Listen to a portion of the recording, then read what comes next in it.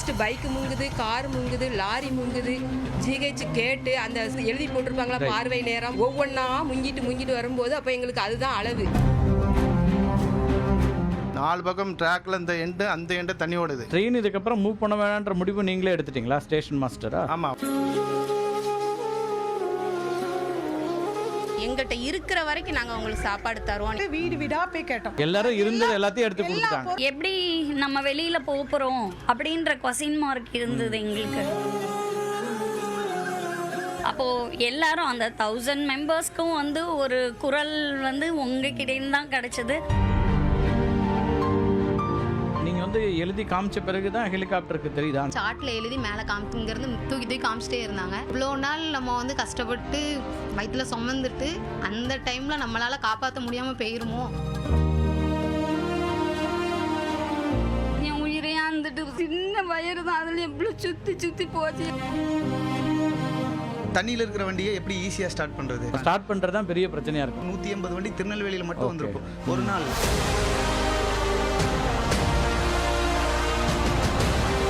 இந்த புத்தாண்டுல மிக நம்பிக்கை தரக்கூடிய மனிதர்கள் பலரையும் பார்க்கிறோம்.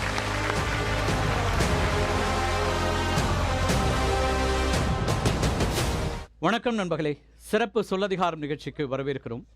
பேரிடர் காலங்கள் எல்லாம் பெரிதாக வெளிப்படுவது மனிதம்.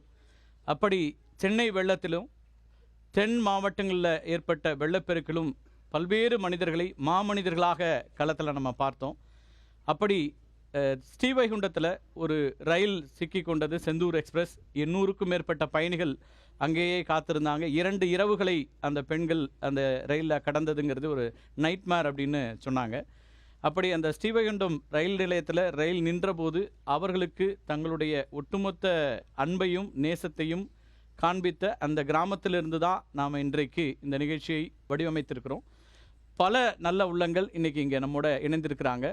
பேரிடர் காலங்களில் தான் அரசு ஊழியர்களுடைய பணி, நான் சொல்கிறது கடைநிலை ஊழியர்களாக அல்லது களத்தில் இருக்கக்கூடியவர்களுடைய பணி என்பது ரொம்ப முக்கியமாக வெளிப்படும். அது கொரோனா காலமாக இருக்கலாம் அல்லது வேறு புயல், வெள்ளம், ஒக்கி அப்படின்னு எந்த பேரிடராக இருந்தாலும் அப்போதெல்லாம் களத்தில் வந்து நிற்பவர்கள் அரசு ஊழியர்கள். அப்படி மின்துறையில் பணியாற்றி கொண்டிருக்கக்கூடிய நண்பர்கள், மருத்துவ துறையில் பணியாற்றிருக்கக்கூடிய நண்பர்கள், இந்த ரயில்வே துறையினுடைய அதிகாரிகள் அப்படின்னு பலரும் இன்றைக்கி நம்மோட இணைந்திருக்கிறாங்க.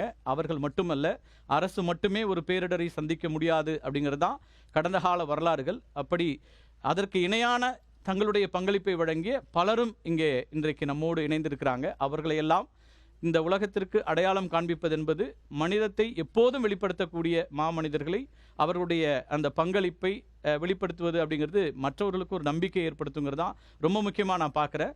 இந்த புத்தாண்டில் மிக நம்பிக்கை தரக்கூடிய மனிதர்கள் பலரையும் பார்க்குறோம். நம்பிக்கை இழந்த ஒரு சமூகம் அப்படின்னு பார்க்கக்கூடிய இடத்துல இருந்து தான் இன்ஸ்டாகிராம் மூலமாக ஒரு நண்பர்களை இணைத்து கொண்டு பைக் மெக்கானிக்குகளாக சேர்ந்து களத்திற்கு வந்த நண்பர்கள், அதே போல் எரியூட்டுவதற்கு வழி இல்லாமல் இருக்கக்கூடிய உடல்கள் இருக்கக்கூடிய இடத்திலிருந்து அவற்றை எரிப்பதற்காக தன்னால் என்ற உதவிகளை செய்த நண்பர்கள் அப்படிங்கிறதுல தொடங்கி உணவளிப்பதற்காக கோவையிலிருந்து ஒரு குழு இங்கே வந்து இறங்குறது அப்படின்னு வெளி மாவட்டங்கள்லேருந்தும் இங்கே வந்து பணிகளை தொடங்கியிருக்கிறாங்க. அதே போல் ஸ்கூபா டிரைவர்ஸ் அப்படின்னு பலரும் இன்றைக்கி வந்து களத்தில் இறங்கியிருக்கிறாங்க.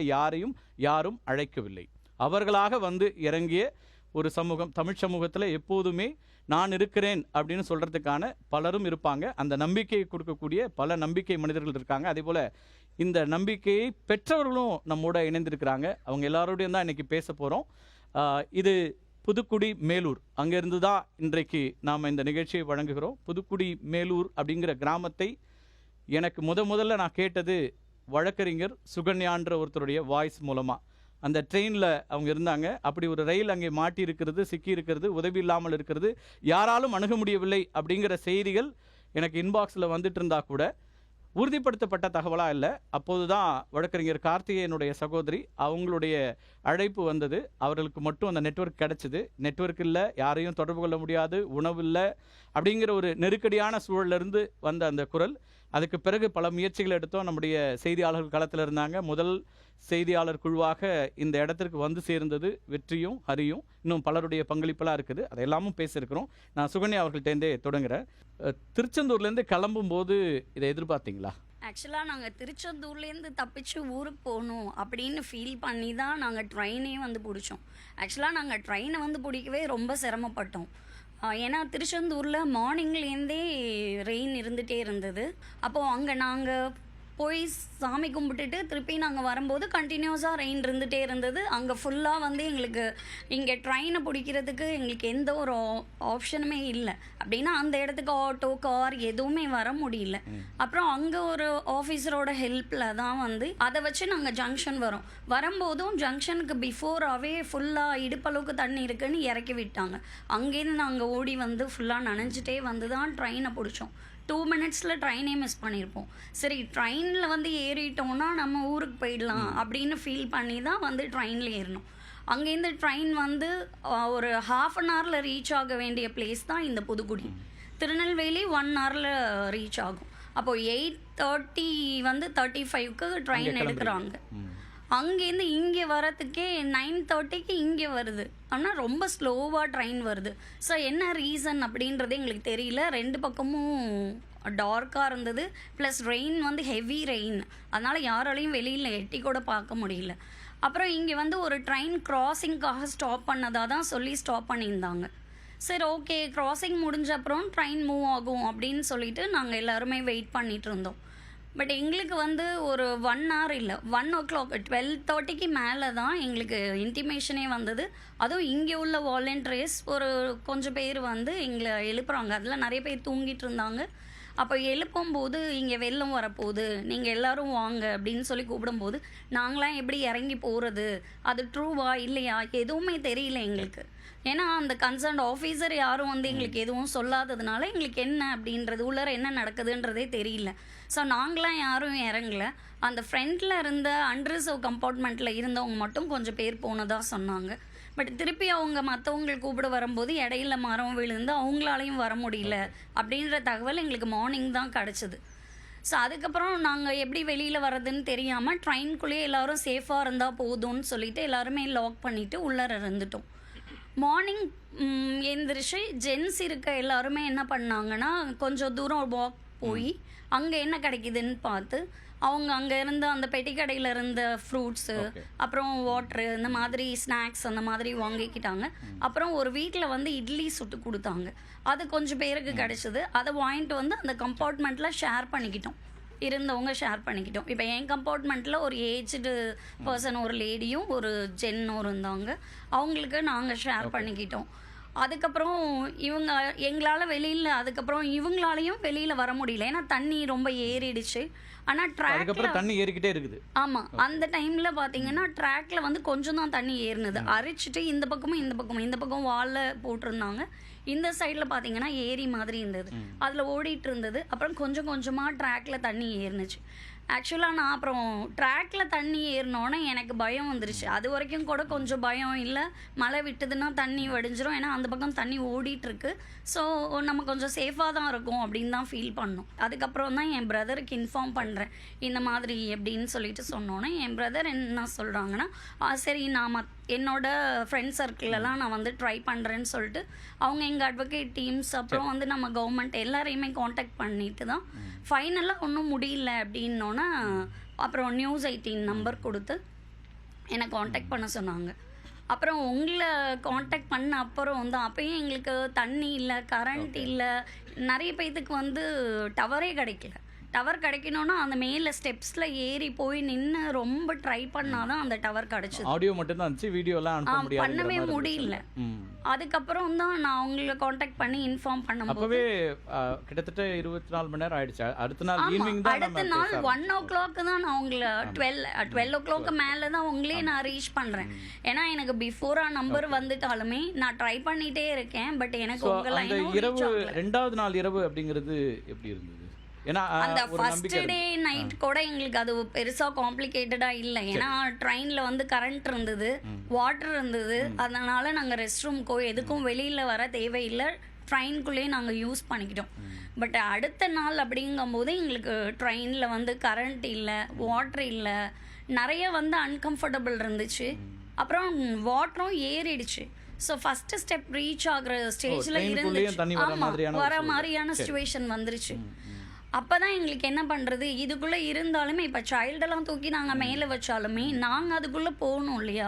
ஸோ அந்த சைடெல்லாம் பார்த்தீங்கன்னா ஒரே பாம்பு அந்த மாதிரிலாம் போக ஆரம்பிச்சிருச்சு. கிரைசிஸ் டைமில் விமன் எப்போவுமே ரொம்ப ஸ்ட்ராங் அப்படின்னு நான் பார்த்துருக்குறேன். ரொம்ப நிறைமாத கர்ப்பிணி ஹெலிகாப்டரில் அவங்க வந்து மீட்கப்பட்ட காட்சிகளை எல்லாருமே பார்த்துருப்போம். அவங்களும் நம்மோட இருக்கிறாங்க. அனுஷியா, எங்கே வந்தீங்க அனுஷியா? இங்கே எப்படி வந்தீங்க? எனக்கு சொந்த ஊர் வந்து கொங்கராயக்குறிச்சி. இந்த ஊர்ல அது இருந்து எங்கே ஒரு இருக்குது? ஸ்ரீவைகுண்டத்துல இருந்து 5 சரி கிலோமீட்டர். சரி. அங்கே எங்கள் வீட்டில் ஃபுல்லாக மழை வந்த உடனே வீட்டை சுற்றி ஃபுல்லாக தண்ணி வந்துட்டு, இடுப்பளவுக்கு தண்ணி வந்தோடனே வீட்டு வாசல் வரைக்கும் வந்துட்டு, எனக்கு டெலிவரி டேட் வந்து 18ஆம் தேதி அட்மிட் பண்ணணும் அப்படின்னு சொல்லியிருந்தாங்க. அப்போது ரொம்ப தண்ணி வந்தோடனே எங்கள் அம்மா பயந்து சரி நம்ம ஹாஸ்பிட்டலில் அட்மிட் ஆயிடலாம் அப்படின்னு சொல்லிட்டு நாங்கள் ஃபைல் மட்டும்தான் வீட்டிலேருந்து தூக்கிட்டு வந்தோம். ஹாஸ்பிட்டலோட ஃபைலை மட்டும் தூக்கிட்டு வீட்டுக்கு வெளியே வந்து ஒரு கார் பிடிச்சி வந்தோம். சரி வர்ற வழி ஃபுல்லாக எங்கள் ஏரியா ஃபுல்லாக இந்த ஆறு குளம்லாம் உடஞ்சி ரோடு ஃபுல்லாக தண்ணி வந்தோடனே நாங்கள் வந்த கார் ஆஃப் ஆகி ஸ்ரீவைகுண்டத்தில் வர மட்டும் வந்துட்டாங்க. அப்புறம் போலீஸ் குவார்ட்டர்ஸில் எங்கள் அக்கா வீடு இருந்தோடனே அவங்க சொன்னாங்க நைட்டு இங்கே ஸ்டே பண்ணிக்கோங்க அப்படின்னு சொல்லிட்டாங்க.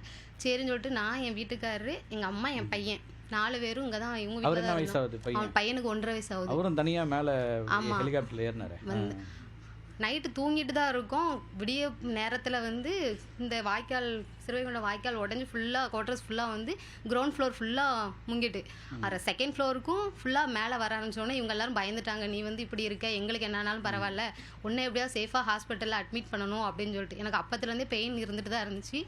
ரிட்டன் எல்லோரும் என்னை அந்த குவார்ட்டர்ஸில் இருக்க எல்லாருமே என்னை சப்போர்ட் பண்ணி எல்லாருமே மாடியில், மொட்டை மாடியில் கூட்டிகிட்டு போய் வச்சுருந்தாங்க. அவங்க அன்னைக்கு ஒரு நாள் ஃபுல்லாக அவங்க தான் சாப்பாடு எல்லாமே. அப்போவே பெயின் லைட்டாக இருந்துச்சு. எங்கள் அம்மா அங்கே குவார்ட்டர்ஸில் இருக்கவங்க அதான் ரொம்ப பயந்து. ஆனால் எதிர்த்தாப்பே ஜிஹெச் இருந்துச்சு. ஆனால் அதுக்குள்ளே எங்களால் போக முடியல. அப்போ ஃபுல்லாக தண்ணி வந்துக்கிட்டே இருக்கு. அப்போ நான் வந்து உயிர் பிழைப்பேனானே எனக்கு தெரியல. அப்போ நான் எங்கள் அம்மாட்ட இவங்கெல்லாம் வந்து சொன்னாங்க, அந்த அண்ணமார், போலீஸ் அண்ணமார் ரொம்ப ஹெல்ப் பண்ணாங்க. என்ன சொன்னாங்கன்னா, பரவாயில்லம்மா, உனக்கு வழி வந்தாலும் நாங்கள் எப்படினாலும் உன்னை காப்பாற்றி அந்த ஜிஹெச்சில் அட்மிட் பண்ணிடுவோம் அப்படின்னு சொல்லிட்டு. அங்கே இருக்கிறப்ப எப்படி இருந்துச்சு? என்ன, இந்த ஹெலிகாப்டர் வர்ற வரைக்கும் எப்படி இருந்தீங்க? அது இப்போ வந்துடும் நம்பிக்கை இருந்ததா என்ன? ஏன்னா அந்த நேரம் தான் ரொம்ப முக்கியமாக இதாக இருந்திருக்குல்ல. அம்மாட்ட விட சொல்லுங்கள், அம்மா தான் இன்னும் பதட்டமாக இருந்திருப்பாங்க. ஆமாம், இந்த வெள்ளத்தை பார்த்து கூட எனக்கு அவ்வளோ பயம் இல்லை, இவ்வளோ பார்த்து எனக்கு ரொம்ப பயம். ஏன்னா டெலிவரி டேட்டு அன்னைக்கு நான் மழை வந்த உடனே எங்கள் அத்தைக்கு ஃபோன் அடிக்கேன். மழை வந்தாலே அந்த ஊருக்குள்ளே தண்ணி வரும். இப்போ மழை நிறைய வருதே, உங்கள் ஊர் தண்ணி எப்படி இருக்குன்னு கேட்கும்போது வீட்டு வாசலுக்கு வந்துட்டு அப்படின்னு. அப்போ நான் சொல்கிறேன், வீட்டு வாசலுக்கு வந்துட்டுனா அவளுக்கு மறுநாள் டேட்டு அட்மிட் ஆக சொல்லியிருக்காங்க. அப்போ இப்படி வச்சிட்ருக்கே, சீக்கிரமாக கிளம்பு, அந்த இடத்த விட்டு மட்டும் நீ கிளம்பி வந்துரு, வந்து என் வீட்டில் வந்து இரு. என் வீடு வந்து இன்னொரு வீடு வந்து எனக்கு குவார்ட்டர்ஸில் இருக்கேன். நான் பாதி தூரம் வந்துட்டு குவார்ட்டர்ஸ்க்கு எனக்கு வழி தெரியல, ஏன்னா தண்ணி முட்டளவுக்கு இருக்குது. அப்போ வாய்க்காலை பார்த்து தண்ணி போகுது. குவார்ட்டர்ஸ்க்கு எனக்கு வழி தெரியல, கரண்ட் இல்லை, ஒன்றும் இல்லை, எது சாக்கடை எது ரோடு அப்படிங்கிறது எதுவும் தெரியல. பாதி தூரம் வந்துட்டு திருப்பி போயிட்டாங்க. திருப்பி ஃபோன் அடிச்சுக்கிட்டே இருக்கேன், நீ எங்கே இருக்க, என்னாலையும் வெளியே வர முடியல, முட்டளவு தண்ணி இருக்குது. அப்புறம் நீ ஃபஸ்ட்டு வந்து ஒரு 3 கொடையை வாங்கிட்டு போ, எந்த வண்டியும் உள்ளக்க வர முடியாது அப்படி வராங்க. வந்து ரொம்ப சிரமப்பட்டு தான் என் வீட்டுக்கே வராங்க. சரி ஒன்றும் பிரச்சனை இல்லை, ரொம்ப உனக்கு எதுனாலும் நம்ம பக்கத்தில் ஜிஹெச் இருக்குது, அவங்க எப்போனாலும் நம்மளை ஏற்றுக்குவாங்க, அதனால் தைரியமாக இருங்க, எப்படினாலும் கொண்டு போயிடலாம், நம்மளுக்கு காரு எதுவுமே தேவை கிடையாது. பின் வாசலை, அவங்க ஜிஹெச்சோட பின் வாசல், எங்களுக்கு முன் வாசல். மறுநாள் காலையில் எந்திரிச்சு பார்க்க வாய்க்காலுக்கு போகிற தண்ணி எல்லாம் அங்கேருந்து எடுத்து ஊருக்குள்ளே வருது.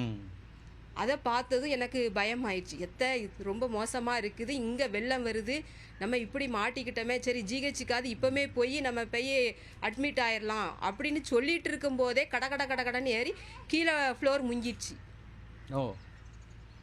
அப்படிங்கும்போது கீழே உள்ளவங்களாம் மேலே வராங்க. எனக்கு அந்த பிள்ளைங்களை கூட எனக்கு கவனிக்கிறதுக்கு எனக்கு முடியல. எனக்கு மைண்டு ஃபுல்லாக இவ்வளோடதே தான் நினைப்பு வருது. உடனே சரி நீங்கள் மேலே போய், நாங்கள் 2வதுல இருக்கோம், கீழே உள்ளவங்க எல்லாம் முங்கிட்டுன்னு மேலே வராங்க. மேலே வராங்க. அப்போ மேலே பிள்ளையும் குட்டையும் கூட்டிக்கிட்டு அவங்க திங்ஸ் எல்லாம் எடுத்துக்கிட்டு மேலே வரும்போது இவா வந்து பாதிக்கப்பட்டுறக்கூடாதுன்னு நம்ம 2வதுக்கும் இதே மாதிரி ஸ்பீடாக வந்தால் என்ன செய்யணும்னு சொல்லி மொட்டை மாடியில் நம்ம ஸ்டெப்புக்கு ஒரு சின்ன ஒரு ரூம் மாதிரி இருக்கும், அதில் போய் ஒரு சேரை போட்டு இவ்வளோ உட்கார வைக்கும், நீ இங்கே சேஃபாக உட்காந்துக்கோ, அப்படின்னாலும் 2வது மாடி மூழ்கி 3வது வர்றதுக்குள்ளே நம்ம வேற ஏதாவது ஏற்பாடு பண்ணலாம் அப்படின்னு சொல்லிட்டு மொட்டை மாடியில் உள்ள அந்த ஒரு ஸ்டெப்புக்கு உள்ள அந்த ரூமில் சேரை போட்டு அதிலே உட்காந்துக்கோ, வேற எங்கேயும் போயிடாது. அதுக்கு இடையில வந்து அந்த குவார்ட்டர்ஸ்க்கு எதிர்த்தாப்புல உள்ள அந்த ஃபேமிலிகளும், எதிர்த்தால உள்ள அந்த காம்பவுண்டில் உள்ளவங்களும் இங்கே ஓடி வராங்க. அவங்களுக்கும் நாங்கள் அடைக்கலம் கொடுக்க வேண்டியது இருக்குது. சரி, அவங்களும் ஒரு பக்கத்தில் இருக்கட்டும், நம்மளும் ஒரு பக்கத்தில் இருப்போம்னு சொல்லி இவளை மட்டும் சேஃபாக கொண்டு வச்சாச்சு. மறுநாள் வத்துன்னு பார்த்தா இருக்க கூட்டிகிட்டே வருது. அப்போ தான் பின்னாடி திரும்பி பார்க்கோம். நாங்கள் காலையில் ஓடி வரோம். அங்கே ஜிஹெச்சுக்குள்ள இருந்து ஒரு சிஸ்டர், அந்த சிஸ்டர் தான் நினைக்கேன், ஓடி வந்து பார்க்கும்போதே கடகடான்னு இங்கே வெளில ஏறவும் அவங்க ஓடுதாங்க ஓட்டம். ஜிஹெச்சுக்குள்ளே போய் அவங்களுக்கு முன்னாடி தண்ணி வந்திருக்குமா இருக்கும். அவங்க அதை பார்த்துட்டு பின்னாடி வழியா ஓடலாம்னு நினைச்சு வந்தாங்களோ என்னமோ தெரியாது. இங்க பின்னாடியும் கீழே ஃபுல்லா தண்ணி ஏறிடுச்சு, பின்னாடியும் தண்ணியா. அதனால அவங்க ஓடுதாங்க. ஃபர்ஸ்ட் பைக் முங்குது, கார் முங்குது, லாரி முங்குது. ஜிஹெச் கேட்டு அந்த சித்தாவில் உள்ள அந்த அதான் அளவு வச்சிருக்கோம். அதுல அது எழுதி போட்டிருப்பாங்களா, பார்வை நேரம், அந்த இவ்வளவு டைம், ஒவ்வொன்னா முங்கிட்டு வரும்போது அப்ப எங்களுக்கு அதுதான் அளவு, எல்லாமே முங்குது. நீங்க வந்து எழுதி காமிச்ச பிறகுதான் ஹெலிகாப்டருக்கு தெரியுதா நீங்க இங்க இருக்கீங்கன்னு? எப்படி அவங்க கண்டுபிடிச்சாங்க உங்களை? குட்டி பசங்க அந்த அண்ணன் மாதிரிலாம் சாட்ல காமிச்சா ஒருவேளை தெரியும் அப்படின்னு சொல்லிட்டு தான் உடனே சாட்ல எழுதி மேல இங்க இருந்து தூக்கி காமிச்சிட்டே இருந்தாங்க. அதுக்கு என்ன எழுதுனாங்க? வெறும் மெடிசன் ஹெல்ப்னு எழுதுனாங்க. டெலிவரி டேட் அப்படின்னு சொல்லிட்டு அந்த டேட் போட்டு 18th அப்படின்னு எழுதி இருந்தாங்க. அப்புறம் 2-3 டைம் அங்கங்க சுத்திட்டே வந்தாங்க. அப்புறம் அடுத்த செகண்டே அந்த அண்ணன் மேல இருந்து கீழே வந்து ஒன்னும் எதுவுமே ஏறும்போது என்ன எப்படி தனியாருக்கு ஏறி போறதுல போயிடுவீங்க. அந்த நேரம் எப்படி, ஏன்னா அப்பப்ப வலி வந்துட்டு இருந்த நேரம்ன்றீங்க, அப்போ ஹெலிகாப்டர்ல ஏறி இவ்வளோ நாள் நம்ம வந்து கஷ்டப்பட்டு வயிற்றுல சுமந்துட்டு அந்த டைம்ல நம்மளால காப்பாற்ற முடியாம போயிருமோ அப்படின்னு சொல்லிட்டு ரொம்ப கஷ்டப்பட்டு இவங்க எல்லாரும் இல்லை ஒன்றாகாது, நீ கண்ணை மட்டும் மூடிக்கோ அப்படின்னு சொல்லிட்டாங்க. ஒரு சின்ன கேபிள் ஒயர் மாதிரி தான் இருந்துச்சு. அதை பிடிச்சிட்டு கண்ணை மூடிட்டு எப்படியாவது சேஃபாக உள்ளே போயிடணும் அப்படின்னு அந்த செகண்ட் எனக்கு வேற எதுவுமே தோணல. அவங்க அப்படியே மேலே சுத்த ஃபுல்லாக எல்லா சைடும் அப்படியே சுற்றிக்கிட்டே இருக்கு. ஆனால் எனக்கு உள்ளே போய் சேருவோமா அப்படின்னு கூட எனக்கு தெரில. கண்ணை மூடி அப்புறம் திறக்கும் போது தான் தெரியுது அந்த அண்ணன் சேஃபாக என்னை உள்ளக்கு இழுத்துட்டாங்க. எல்லாரையும் கூட்டிகிட்டு போயிட்டு நாங்கள் திருநெல்வேலியில் தான் அட்மிட் பண்ணுவாங்க அப்படின்னு பார்த்தோம். ஆனால் அவங்க அடுத்த செகண்டே எங்களை வந்து மதுரையில் கொண்டு பார்க்குறோம். மதுரை ஏர்போர்ட்டுன்னு இருந்துச்சு. அப்போ அவங்க உள்ளுக்கு இருக்கவங்ககிட்ட கேட்டோம். ஒரே ஒரு லேடி மட்டும் தான் தமிழ் பேசுனாங்க. அவங்ககிட்ட கேட்கும்போது இல்லை, திருநெல்வேலி ஜிஹெச்லேயும் ஃபுல்லாக தண்ணி இருக்கிறதுனால மெடிசின் ப்ராப்ளம் அதிகமாக இருக்கும், இல்லை பற்றாக்குறையாக இருந்தால் உன்னை என்ன பண்ண அப்படின்னு சொல்லிட்டு தான் நாங்கள் மதுரையில் எல்லா வசதியும் இருக்குன்னு ராஜாஜி ஹாஸ்பிட்டலில் அட்மிட் பண்ணுறோம் அப்படின்னாங்க. நாங்கள் போய் ஏர்போர்ட்டில் இறங்குறதுக்குள்ளே அங்கே கலெக்டர் எல்லாருமே இருந்தாங்க. ஆம்புலன்ஸ் எல்லாம் ரெடியாக வச்சுட்டு அவங்க போனோடனே டாக்டர் என்ன உள்ளே கூட்டு போய் செக் பண்ணாங்க. டெலிவரி பெயின் கொஞ்சம் இருக்குது, ஆனால் இன்னும் எனக்கு டேட் வந்து 25. சரிம்மா நீ ஹாஸ்பிட்டலில் அட்மிட் ஆயிரு அப்படின்னு சொல்லிட்டு நேராக ராஜாஜி ஹாஸ்பிட்டலுக்கு என்னை கூப்பிட்டு போனாங்க. அங்கே போய் எல்லாருமே நாங்கள் போட்டிருந்த ட்ரெஸ்ஸோட மட்டும்தான் போனோம். ஹாஸ்பிட்டல் ஃபைல் மட்டும்தான் கொண்டு போனோம். அந்த ஹாஸ்பிட்டலில் இருந்த எல்லாருமே எங்களுக்கு ரொம்ப ஹெல்ப் பண்ணாங்க. அடுத்த அன்னைக்கு டியூஸ்டே நைட்டே வந்து எனக்கு 2 மணிக்கு டெலிவரி ஆகிட்டு, நார்மல் டெலிவரி தான், பையன் பிறந்திருந்தான். சொந்த ஊர் கொங்கராயக்குறிச்சி. பொண்ணு டெலிவரிக்காக கூட்டிகிட்டு வந்தேன் சார். 6 பக்கத்தில் தான் இருக்குது, எங்கள் வீட்டு பக்கம் தான் 6. எப்போதும் தண்ணி, ஆனால் இவ்வளோ தூரம் இப்படி தண்ணி வந்ததே கிடையாது. 92 வந்தது ஒரு வெள்ளம். ஆனால் இவ்வளோ தூரத்தில் வீடை வந்து பாதிக்கலை. நீ சீக்கிரம் தண்ணி வந்துட்டுனா நீ சீக்கிரம் வந்துடணும். 2 வாசப்படி முங்கிட்டு பின்னாடி ஒரு வண்டிக்கு ஃபோன் பண்ணேன், ஆமணி வந்துட்டு. அப்படி வரும்போது ஊரை தாண்டி வரும்போது ஆற்று தண்ணி எதுக்கு வந்துட்டு, ஆற்று தண்ணியை கடந்து போகணுமே என்ன பண்ண அப்படின்ட்டு அந்த ஆள் வண்டி மூழ்கிட்டுனா ஒன்றுமே செய்ய முடியாது, எடுக்காதுக்கு அப்படின்னா எப்போ தயவு செய்து வயிற்றுப்பிள்ளை கறிப்பா நீ எப்படியாவது இது எங்களை கொண்டு கரை சேர்த்துரு அப்படின்னு சொன்னேன். அதே மாதிரி மேட்டில் கொண்டு விட்டுட்டாங்க, எசக்கமுகல் மேட்டில். அதில் ஒரு 10 பேர் நின்றாங்க. அந்த வண்டியை தள்ளி விட்டாங்க. தள்ளி விட்டதும் கொஞ்சம் கொஞ்சமாக உருட்டி ஜாஸ் மெடிக்கல் பக்கத்தில் கொண்டு வந்துட்டாங்க, ஸ்ரீவைகுண்டம். அப்புறமே எங்கள் அண்ணமாக ஃபோன் பண்ணுறதா, வந்துட்டியா வெள்ளம் சூழ்ந்துக்கிட்டு வருது, இங்கேயும் தண்ணி வந்துக்கிட்டு இருக்கு அப்படின்ட்டு. கொஞ்சமாக தான் தண்ணி இருந்தது, திரும்ப தண்ணி மழைன்னு வாய்க்காலில் வர ஆரம்பிச்சிட்டு. என் பொண்ணை கூட்டிட்டு போனாங்க சார். என் உயிரையா இருந்துட்டு சார், ஒரு சின்ன வயறு தான், அதில் எவ்வளோ சுற்றி போச்சு, என் உயிரையா இருந்து போச்சு. அதுக்கப்புறம் என்னை ஏற்றிட்டு போனாங்க மருமகனை. அதுக்கப்புறம் 1.5 வயசு குழந்தை வந்தோம்.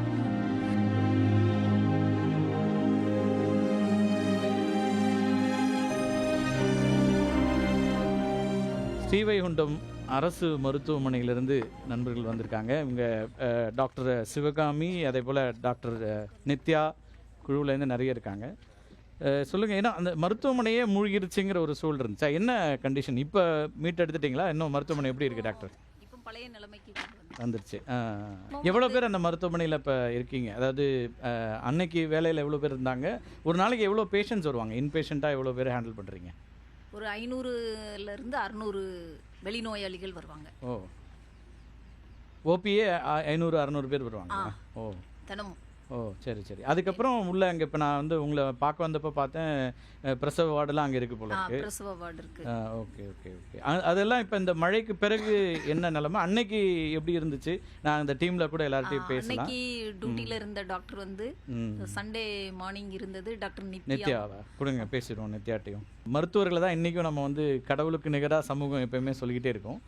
நீங்கள் ஷிஃப்ட்டில் இருக்கீங்க, அப்போ எவ்வளோ பேர் அட்மிட் ஆகிருந்தாங்க அங்கே மருத்துவமனையில் இருந்தது? எவ்வளோ பேர் இருந்தாங்க? நான் டாக்டர் நித்யா ராஜ்குமார். நான் வந்து ஒரு சண்டே மார்னிங் டியூட்டிக்கு ஸ்டார்ட் பண்ணேன். திருநெல்வேலியிலேருந்து நான் ஸ்ரீவைகுண்டம் போனோம். ஸோ நான் ஸ்டார்ட் பண்ணும்போதே ரெயின் ஃப்ளோ இருந்துகிட்டே இருந்துச்சு. நான் காரில் தான் பை செல்ஃப் டிரைவிங்கில் போனேன். போய் ரீச் ஆனதே ரெயின் ஃப்ளோ இருந்துச்சு. பட் ஓபி நாங்கள் ரன் பண்ணிகிட்டே இருந்தோம். வார்ட் ரவுண்ட்ஸ் எல்லாமே நாங்கள் பார்த்துட்டு இருந்தோம். ஃபுல்லாக ஹெவி ரெயின்.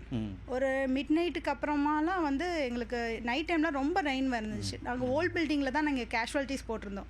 ஸோ கேஷுவாலிட்டிஸ் வந்து ஃபுல்லாக மேலேருந்து ரூஃபில் இருந்தெல்லாம் வாட்டர் வர ஆரம்பிச்சிருது. ஹெவி ரெயின்னாலே வாட்டர் உள்ளே இருந்துச்சு. ஸோ அதுலேயுமே எங்கள் ஒர்க்கர்ஸ் நின்றுட்டு ஒர்க் பண்ணிட்டு தான் இருந்தாங்க. ஸ்டாஃப்ஸ் எல்லாம் பார்க்கும்போது இன்ஜெக்ஷன்ஸ் அதுலேயே நின்று போட்டாங்க. நான் உடனே தண்ணி நின்றுட்டு இருந்துச்சு. பேஷண்ட் சூச்சர் போட வராங்க, இன்ஜுரி ஆகி வராங்க, அங்கேயே நின்று சூச்சர் போட்டுட்டு இருந்தாங்க. எல்லாமே கொஞ்சம் ஓரளவுக்கு ஆங்கிள் ஜாயிண்ட் வரைக்குமே வாட்டர் இருந்துச்சு சார். உடனே நான் என்ன பண்ணேன், நைட்டு ஒரு 9 o'clock இருக்கும். ஓகே எல்லாரும் ஷிஃப்ட் பண்ணுங்க, நியூ பில்டிங்க்கு போங்க, எமர்ஜென்சி கிட்டு எமர்ஜென்சி ட்ரேலாம் எடுங்க, எல்லாமே எடுங்க, என்னென்ன எக்யூப்மெண்ட்ஸ் என்னென்ன ரெக்கார்ட்ஸ் மெடிக்கல் லீகல் ரிஜிஸ்டர்ஸ்லாம் எடுத்து நியூ பில்டிங் போயிருங்க. கீழே போட்டோம். நியூ பில்டிங்ல ஃப்ளோர்ல கிரவுண்ட் ஃப்ளோர்ல நாங்கள் ஸ்டார்ட் பண்ணிட்டோம். உடனே எமர்ஜென்சி ரூம் ரெடி பண்ணிட்டோம். அப்போ அட்மிட் ஆயிருந்தாங்களா யாராவது பேஷண்ட்ஸ் இருக்காங்க? உள்ளேயே 30 இன்பேஷன்ஸ். இன்பேஷன்ஸே 30 பேர். டெலிவரிக்காக யாரும் அட்மிட் ஆயிருந்தாங்களா? இல்ல சார், டெலிவரிக்காண்டி அட்மிட் ஆகல. ஓ சரி. வந்தவங்க எல்லாமே 6 months 5 months. ஸோ ட்ரீட்மெண்ட்டுக்கு தான் இருந்தாங்க அவங்க எங்ககிட்ட. ஸோ 9 o'clockலாம் நாங்கள் ஷிஃப்ட் பண்ணி நாங்கள் கேஷ் எல்லா ஓபிஸும் பார்த்துருந்தோம். எமர்ஜென்சி கேசஸ் அட்டன் பண்ணிட்டு இருந்தோம். ஒரு மிட் நைட் ஒரு 12 o'clock இருக்கும். பட் எலக்ட்ரிசிட்டிலாம் ஃப்ளக்சுவேட் ஆகிட்டே இருந்துச்சு. எப்போ ஏர்லி மார்னிங் தான் நாங்கள் எப்பயுமே மோட்டர்லாம் தண்ணி ஏற்றுவாங்க பில்டிங். ஸோ நான் என்ன பண்ணேன், இன்பேஷன்ஸ் இவ்வளோ பேர் இருக்கும், ஃப்ளக்சுவேட்டும் ஆகுது, நம்ம என்ன பண்ணுங்க, நான் ஒர்க்கரை வச்சு அவங்க கொடை பிடிச்சிட்டே தான் போனாங்க. ஹெவி ரெயின், யாருமே வெளியே போக முடியல. அந்த அளவுக்கு குடி தண்ணிக்கு ரெடி பண்ணிட்டீங்க, மோட்டர் போட்டுட்டேன் சார். 12 o'clockலாம் நான் வச்சு மோட்டர் போட வச்சு டேங்க் அவங்க என்கிட்ட கேட்குறாங்க, 10 நிமிஷம் போட்டு நான் ஆஃப் பண்ணிடுவா மேடம். நாங்கள் இல்லை ½ hour போடுங்க, அது ஃபுல் ஆகட்டும் அப்படின்னு சொல்லிட்டு ஃபுல் பண்ணிட்டேன். 6:30க்கு அட்டெண்டர்ஸ்லாம் வெளியே போனாங்க, எல்லாம் ஓடி வராங்க. இது வந்து ரிவர் வாட்டர் உடஞ்சிருச்சு, ஃப்ளட் வர ஆரம்பிச்சிருச்சு அப்படின்னா அவங்க சொன்ன நிமிஷத்துல எங்களுக்கு ஃப்ளோ அதிகமாயிடுச்சு. ஜாஸ்தி அந்த ரிவர் ஃப்ளோ வந்து ரொம்ப ஃப்ளட் ஃப்ளோ அதிகமாக இருந்துச்சு. என் காரோட டயரே ஃபுல்லாக மூழ்கிருச்சு. ஸோ நான் உடனே என்ன பண்ணேன், ஷிஃப்ட் ஒன்று பேஷண்ட்ஸ் இருக்காங்க, ஒவ்வொரு ஸ்டாஃபாக கூட்டிகிட்டு போய் எல்லாம் கிரவுண்ட் ஃப்ளோர் பேஷண்ட்ஸை ஷிஃப்ட் பண்ணுங்க, வித் பேபிஸோட மதர்ஸ்லாம் இருக்காங்க, எல்லாத்தையும் ஷிஃப்ட் பண்ணுங்கன்னு சொல்லி அட்டெண்டர்ஸ் ஹெல்ப்போட நாங்கள் எல்லாத்தையும் ஷிஃப்ட் பண்ணிட்டோம் ஃபர்ஸ்ட் ஃப்ளோருக்கு. ஷிஃப்ட் பண்ணோடனே அப்புறம் நான் வந்து ஸ்டாஃப்ஸுக்கு தான் emergency tray, emergency medicines, emergency drugs எல்லாத்தையும் ஷிஃப்ட் பண்ணோம். அப்புறம் யூஎஸ்ஜி மிஷின் 2 எங்களுக்கு மெயின். உங்களுக்கு அடிப்படையா ஃபுட் என்ன பண்ணீங்க, சாப்பாடு தேவை சார்? நான் வந்து உடனே அப்பதான் சார் ஒர்க்கர் வந்தாங்க மார்னிங் டியூட்டிக்கு, இசக்கி முத்துன்னு சொல்லிட்டு அவங்க ஒர்க்கர் அப்பதான் வராங்க டியூட்டிக்கு வரும்போது, அவங்க வரும்போதே முட்டி அளவுக்கு தண்ணி வந்துருச்சு. ஸோ வரவும் நான் ஒரு 500 rupees வேமா ரஷ் பண்ணி எடுத்துட்டு வந்துட்டேன். எடுத்துட்டு வந்து நீங்கள் எங்கேயாச்சும் போய் எனக்கு பிரெட்டு பிஸ்கட் ஏதாச்சும் வாங்கிட்டு வாங்க, என்ன கிடைக்குதோ வாங்கிட்டு வாங்க, ஃபுல்லாக கூட வாங்குங்க, 500 போங்க அப்படின்னு சொல்லி அனுப்பிவிட்டேன். அப்போ அவர் கூட கேட்டாங்க, உங்கள் கார் எதுவும் நகட்டவா மேடம் அப்படின்னாங்க. இல்லை நீங்கள் போங்க, பேஷன்ஸ் தான் ப்ரையாரிட்டி நம்மளுக்கு, அதான் நம்ம டியூட்டி, நீங்கள் ஃபர்ஸ்ட் போங்க அப்படின்னு சொல்லிட்டேன். ஸோ அவங்க உடனே போயிட்டாங்க. ஸோ நான் அதுக்குள்ள இது வந்து இப்போ 2 நாளும் நீங்கள் இப்போ அங்கே பவர் இருந்துச்சா இல்லை அதுக்கப்புறம் பவர் கட் ஆயிடுச்சு? அந்த டைம்ல நாங்க ஸ்டெப் ஆரம்பிக்கும் போது நாங்க ஹையர் அஃபிஷியல்ட்ட இன்ஃபார்ம் பண்ணோம்னு சொல்லி பார்க்குறோம். பட் எங்களால கம்யூனிகேட் பண்ண முடியல. ஸோ நாங்க ரொம்ப சஃபர் ஆனோம். எங்களுக்கு என்ன பண்ணன்னு தெரியல, ஃபுட்டுக்கு இவ்வளோ பேஷண்ட்ஸ் வச்சிருக்காங்க, நம்மள நம்பி இருக்காங்க அப்படின்னு சொல்லிட்டு. சுத்தி வெள்ளம் இருக்குது, சுத்தி வெள்ளம், நம்மகிட்ட ஒரு 30 பேஷண்ட், இன்னொரு 10 பேர் கூட வந்திருக்காங்க. ½ hour அந்த இடத்துல நம்ம தான் முடிவு எடுக்கணும். எஸ் சார், அதான் அப்போ இருக்கிற கண்டிஷன். இது இசைக்கு பிரதரும் அதுக்குள்ள எங்களுக்கு ஃபுட்டு எல்லாம் வாங்கிட்டு வந்துட்டாங்க. பக்கத்துல ஃபயர் சர்வீஸ் உண்டு, அவங்களையும் நீங்க போய் ஹெல்ப் சொல்லிட்டு வந்துருங்க அப்படின்னு சொல்லி தான் நான் அனுப்பியிருந்தேன். ஸோ அவங்களும் ஹெல்ப் சொல்லிட்டு தான் வந்தாங்க. வரும்போது 2வது நாளும் ஃப்ளட் அதிகமா இருக்கும். ஆமா சார், மண்டே ஃபுல்லா ரெயின் தான் இருந்தோம் சார். சோ ஃப்ளட் வரும்போது ரெயின்ஃபால் இருந்துட்டே தான் இருந்துச்சு. எல்லாம் கொடை பிடிச்சிட்டு அப்படிதான் மூவ் பண்ணிட்டு இருந்தோம். நெக்ஸ்ட் நாங்க அப்ஸ்டர்ஸ் போய் டெரஸ்ல போய் அபோவ் டேங்க்குக்கு அந்த ஸ்டெப்ஸ் அந்த படி இருக்கும், அதில் போய் தான் நாங்கள் கம்யூனிகேட் பண்ணோம். ஜியோ மட்டும் தான் சார் எங்களுக்கு நெட்வொர்க் கிடைச்சது. ஸோ ஃபர்ஸ்ட் நான் சிவாமி மேம்க்கு கனெக்ட் பண்ணி நாங்கள் இன்ஃபார்ம் பண்ணிட்டோம் சார். அவங்களுக்கு சொல்லிட்டோம், நாங்கள் இந்த மாதிரி பேஷண்ட்ஸ் நாங்கள் லிஸ்ட் எடுத்துட்டோம். அதுக்குள்ள நாங்கள் எத்தனை பேர் இருக்கோம்னு சொல்லிட்டு நாங்கள் வந்து ஒரு 76 பேர் உள்ள இருந்தோம் சார். நாங்கள் மட்டுமே எல்லாம் சேர்த்து பேஷண்ட்ஸ், அட்டெண்டர்ஸ், அப்புறம் வந்து அடைக்கலம் வந்தவங்க அடைக்கலம் வந்தவங்க எல்லாமே சேர்ந்து ஒரு 76 இருந்தோம். ஓ, சரி, உடனே நாங்க ரிப்போர்ட் பண்ணிட்டோம். 12 o'clock எங்களுக்கு ஃபுட் வந்துச்சு. ஸோ அது வந்து எங்க மினிமலாக எப்படி தான் கொண்டு இருந்துச்சு. வந்தாங்க? போட்டா இல்ல போட். ஓ, ஏன்னா நாங்க ஃபயர் சர்வீஸ்லாம் இன்ஃபார்ம் பண்ணியிருந்தோம். அப்புறம் ஹையர் அஃபிஷியல்ஸ் இன்ஃபார்ம் பண்ணியிருக்காங்க. போட்ல வந்துருச்சு அப்ப ஃபுட். எஸ் சார், ஃபுட் வந்துருச்சு. ஓ, ஸோ வரவும் நாங்கள் ஆனால் எங்களுக்கு 76 பேருக்கு எங்களுக்கு 30 பேருக்கு உள்ள சாப்பாடு தான் வந்துச்சு. மெயினாக எல்லாருமே feeding mothers, breast feeding mothers. So அவங்களுக்கு நல்ல எல்லாருமே food பசியில் இருக்காங்க. கிடைக்கணும். ஸோ எனக்கு என்ன பண்ணன்னு தெரியல. அப்புறம் வந்த ஃபுட்டை நாங்கள் ஷேர் தான் சார் பண்ணணும். எல்லாருக்குமே ஷேர் பண்ணோம். ஷேர் பண்ணிட்டு வெயிட் பண்ணோம். இப்ப எல்லாம் நல்லா இருக்காங்களா? அந்த patients எல்லாருமே எல்லாம்? நல்லா இருக்காங்க சார். உங்களுக்கும் எங்களோட பாராட்டுகள். பின்னாடி இசைக்கு முத்தம் விடுங்க. என்னதான் நடந்துச்சு? எங்க ஸ்விம் பண்ணாருன்னு கேட்போம் அவரை.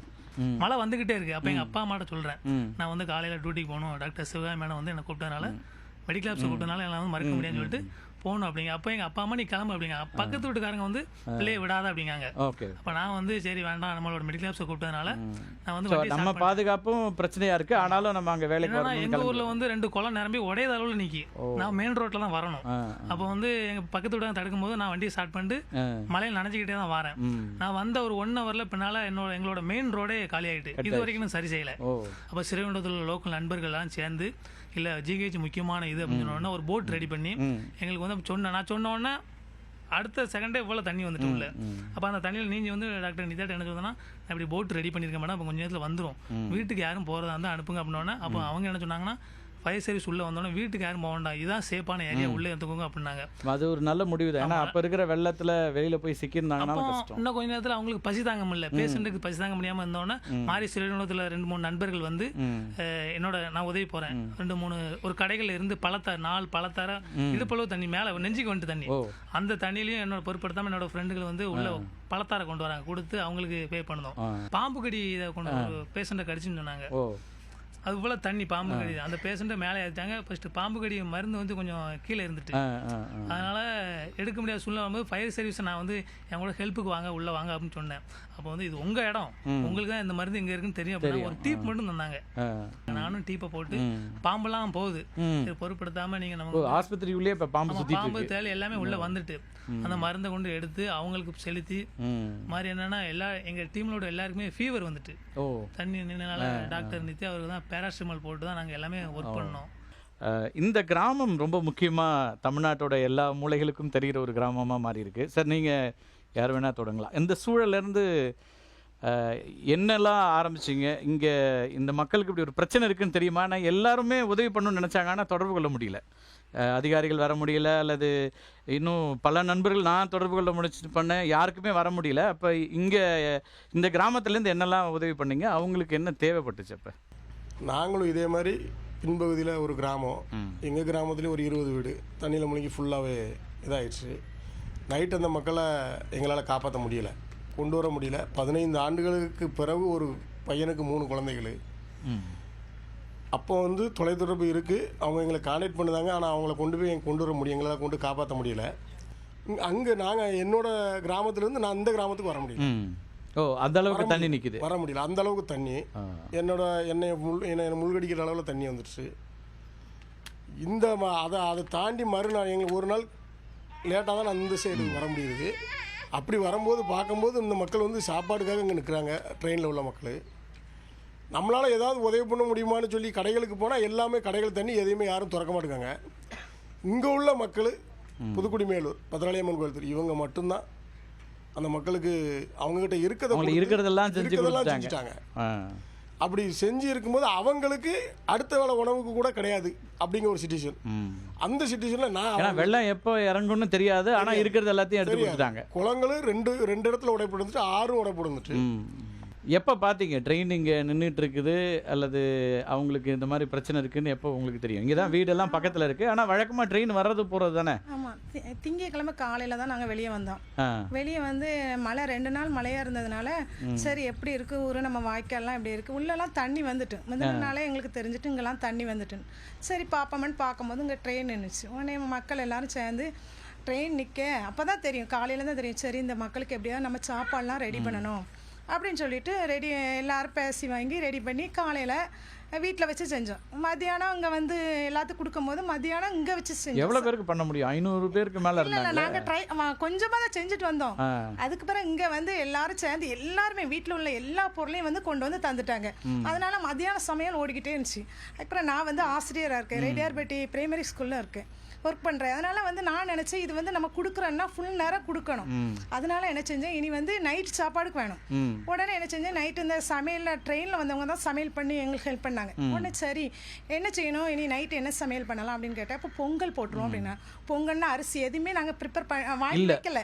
உடனே நானும் இந்த ரோகிணி சித்தி இவங்க இருக்காங்க, 2 பேரும் ஹெல்ப் கூப்பிட்டு அவங்கள கூட்டிட்டு வீடு வீடாக போய் கேட்டோம். எல்லா மக்களும் பச்சரிசி இருக்கிற பச்சரிசி, பாசி பயிறு, நெய் எங்கள் வீட்டில் 1/2 லிட்டர் இருந்துச்சு. இப்படி எல்லாரும் இருந்தது எல்லாத்தையும் எடுத்து எல்லா கொடுத்தாங்க. பொருளும் என்ன தேவையோ நைட்டுக்குரியது எல்லாத்தையும் நாங்கள் சேகரித்து வந்து கொடுத்தோம். அப்போ அவங்ககிட்ட கேட்டோம், இது போதும் ஒரு 35 கிலோ போல் சேர்ந்துட்டு. சரி அவங்க 4 மணிலேருந்து நைட்டு சாப்பாடு 4 மணிலேருந்து 8 மணி வரை கொடுத்துட்டு இருந்தாங்க. அப்புறம் அடுத்த நாளைக்கு ப்ரிப்பேர் பண்ணணுமே. அடுத்த நாள் மழை விட்டுரும் வடிஞ்சிரும்னு நம்பிக்கை இல்லையா? அதெல்லாம் நாங்கள் நினைக்கல. என்ன அந்த மக்களுக்கு அடுத்த நாள் கொடுக்கணும், எப்போ வராங்களோ தெரியாது. காலையில் சாப்பாடு கொடுக்கணும்னு சொல்லிட்டு நைட்டு திரும்ப 6 மணிக்கு ஒவ்வொரு வீடாக போய் அவங்ககிட்ட கேட்டால் பருப்பு சாதம் போடுவோம் அப்படின்னு சொல்லிட்டாங்க. உடனே அதுக்கு தேவையான பொருட்கள் அரிசி, பருப்பு, புளி எல்லாத்தையுமே நாங்கள் வீடு வீடாக போய் சேகரித்து வந்து கொடுத்தோம். கொடுத்துட்டு அப்புறம் 8 மணிக்கு சமையலை முடிச்சுட்டு போகலான்னு பார்க்கோம். 6 பேர் வராங்க, சாப்பாடு இருக்கான்னு கேட்காங்க. உடனே என்ன செஞ்சோம், எங்கள் வீட்டுக்கு நாங்கள் கூட்டு போனோம். கூட்டு போய் அதுக்கப்புறம் அங்கே உள்ள நாங்கள் சாப்பாடு நிறைய செஞ்சு வச்சோம். இது வந்து நீங்கள் 2வது நாள் சொல்றீங்களா? இல்லை முத நாளே நைட்டே. ஓ சரி சரி. திங்கக்கிழமை நைட்டு என்ன செஞ்சோம், அதுக்கப்புறம் வீட்டுக்கு கூட்டு போயிட்டோம். ஏன்னா 8 மணி வரை முடிச்சிட்டோம், ஓரளவு எல்லாத்தையும் கொடுத்துட்டோம். இந்த 6 அப்பவே 24 மணி நேரம் ஆயிடுச்சே. அவங்க திருச்செந்தூர்ல அதுக்கு முத நாள் 8 மணிக்கு கிளம்புறாங்க, 8:30 மணிக்கு. வந்து நைட்டு 6 பேர் மட்டும் வராங்க, மீதி எல்லாரும் வாங்கிட்டு போயிட்டாங்க. ஒருத்தங்க மட்டும் அப்புறம் வீட்டுக்கு கூட்டு போய் அங்க இருக்கிறத கன்சீவா இருக்காங்க. இப்படி 6 பேருக்கு சாப்பாடு எங்க அத்தை வந்து செஞ்சு வச்சிருந்தாங்க. நாங்க இங்கே வேலையை செஞ்சுட்டு இருந்தோடனே அவங்களுக்கு சாப்பாடு நிறைய வச்சு கொடுத்து, குழம்பு எல்லாம் வச்சு கொடுத்து, பிளேட்லாம் கொடுத்து அவங்கள அனுப்பினோம். அங்கேருந்து வெளியூர்ல இதெல்லாம் கூப்பிட்டு சொன்னாங்களாமே, நம்ம ஊர்ல நிக்குது முடிஞ்சதை செய்யுங்க அப்படிலாம் சொல்லி சொன்னாங்கன்னாரு அவரு. இங்கே வந்தோடனே எங்கள் வீட்டில் இருக்க என்னென்ன பொருள் இருந்ததோ எல்லாமே சமையல் பண்ண எடுத்து கொடுத்துட்டோம். ஓரளவுக்கு இருந்ததெல்லாம் கொடுத்துட்டோம். கொடுத்துட்டு நாங்கள் இங்கே தான் உதவி பண்ணிட்டு இருந்தோம், செஞ்சோம். ஓரளவுக்கு எல்லாருமே சேர்ந்து தான் கொஞ்சம் பெரிய விஷயம். ஒட்டுமொத்த புதுக்குடி மேலூருக்கும் வந்து நாங்கள் வந்து எல்லாருமே நன்றி சொல்லக்கூடிய ஒன்று தான். ஏன்னா நம்பிக்கை கொடுக்கக்கூடிய மனிதர்களாக இருக்கீங்க மற்றவங்களுக்கெல்லாம். அதனால் நிச்சயமாக பாராட்டுக்குரிய விஷயம், எல்லாரையும் நம்ம வாழ்த்தலாம். ட்ரெயின் வந்து இதுக்கப்புறம் மூவ் ஆகாதுன்னு எப்போ தெரிஞ்சிச்சு, எப்படி அது நடந்தது? அப்போ செந்தூர் எக்ஸ்பிரஸ் நாசிரியத்து 9:10 விட்டுச்சு. 9:12 எனக்கு ஒரு தகவல் வருது, ட்ராக் மோசமாக இருக்குது, நிப்பாட்ட வேண்டிய சூழ்நிலை வருண்டு. அது ஸ்டாப்பிங் ட்ரெயின் தான். 9:20 அரைவல் ஆச்சு. அப்புறம் கண்ட்ரோலை கூப்பிட்டு சொல்லிட்டேன். அது இப்போ அடுத்து பார்த்துட்டு வந்து எஸ்எஸ்சி பிவே சிறுவைகுண்டம் பார்த்துட்டு வந்து சொல்லுவார், 1 ஹவருக்கு மேலே ஆகும், நான் வெயிட் நிப்பாட்டி வைக்கிறேன்ட்டேன். அவங்களும் சரின்ட்டாங்க. அப்புறம் அவங்க போயிட்டு 10:30க்கு மேலே தான் பார்த்துருக்காங்க. ஏன்னா ஹெவி ரெயின், கரண்ட் இல்லை, ட்ராக்கில் போகிறது முடியாது. அவங்க எப்படி நடந்து ட்ராக்கில் தான் நடந்து வந்திருக்காங்க. செய்திகளும் நடந்து வந்து பார்த்துட்டு யூஸ்வலாக ட்ராக் செக் பண்ணிட்டு இருப்பாங்களே, ரெகுலர் செக்கிங் நடக்கும். இந்த மழையினால அதை பார்த்தாங்களா? பார்த்ததுனால அவங்க ஒரு 8 மினிட்ஸ்க்கு முன்னே சொல்ல போய் நமக்கு ஒரு உங்க ஸ்டேஷனை கடக்கிறதுக்கு 8 நிமிஷம் முன்னாடி அவர் தகவல் சொன்னதுனால எல்லாரும் சேஃபாக இருந்தாங்க. வண்டி இப்போ ஸ்ரீவண்டத்துக்கு வந்து 9:22க்கு இன்ஃபர்மேஷன் வந்தால் கூட வண்டி ஸ்ரீவண்டை தாண்டி இருக்கும். 9:12க்கு தான் நைட்டு 9:12க்கு தகவல் வருது. 9:20க்கு வண்டி உள்ளே வருது.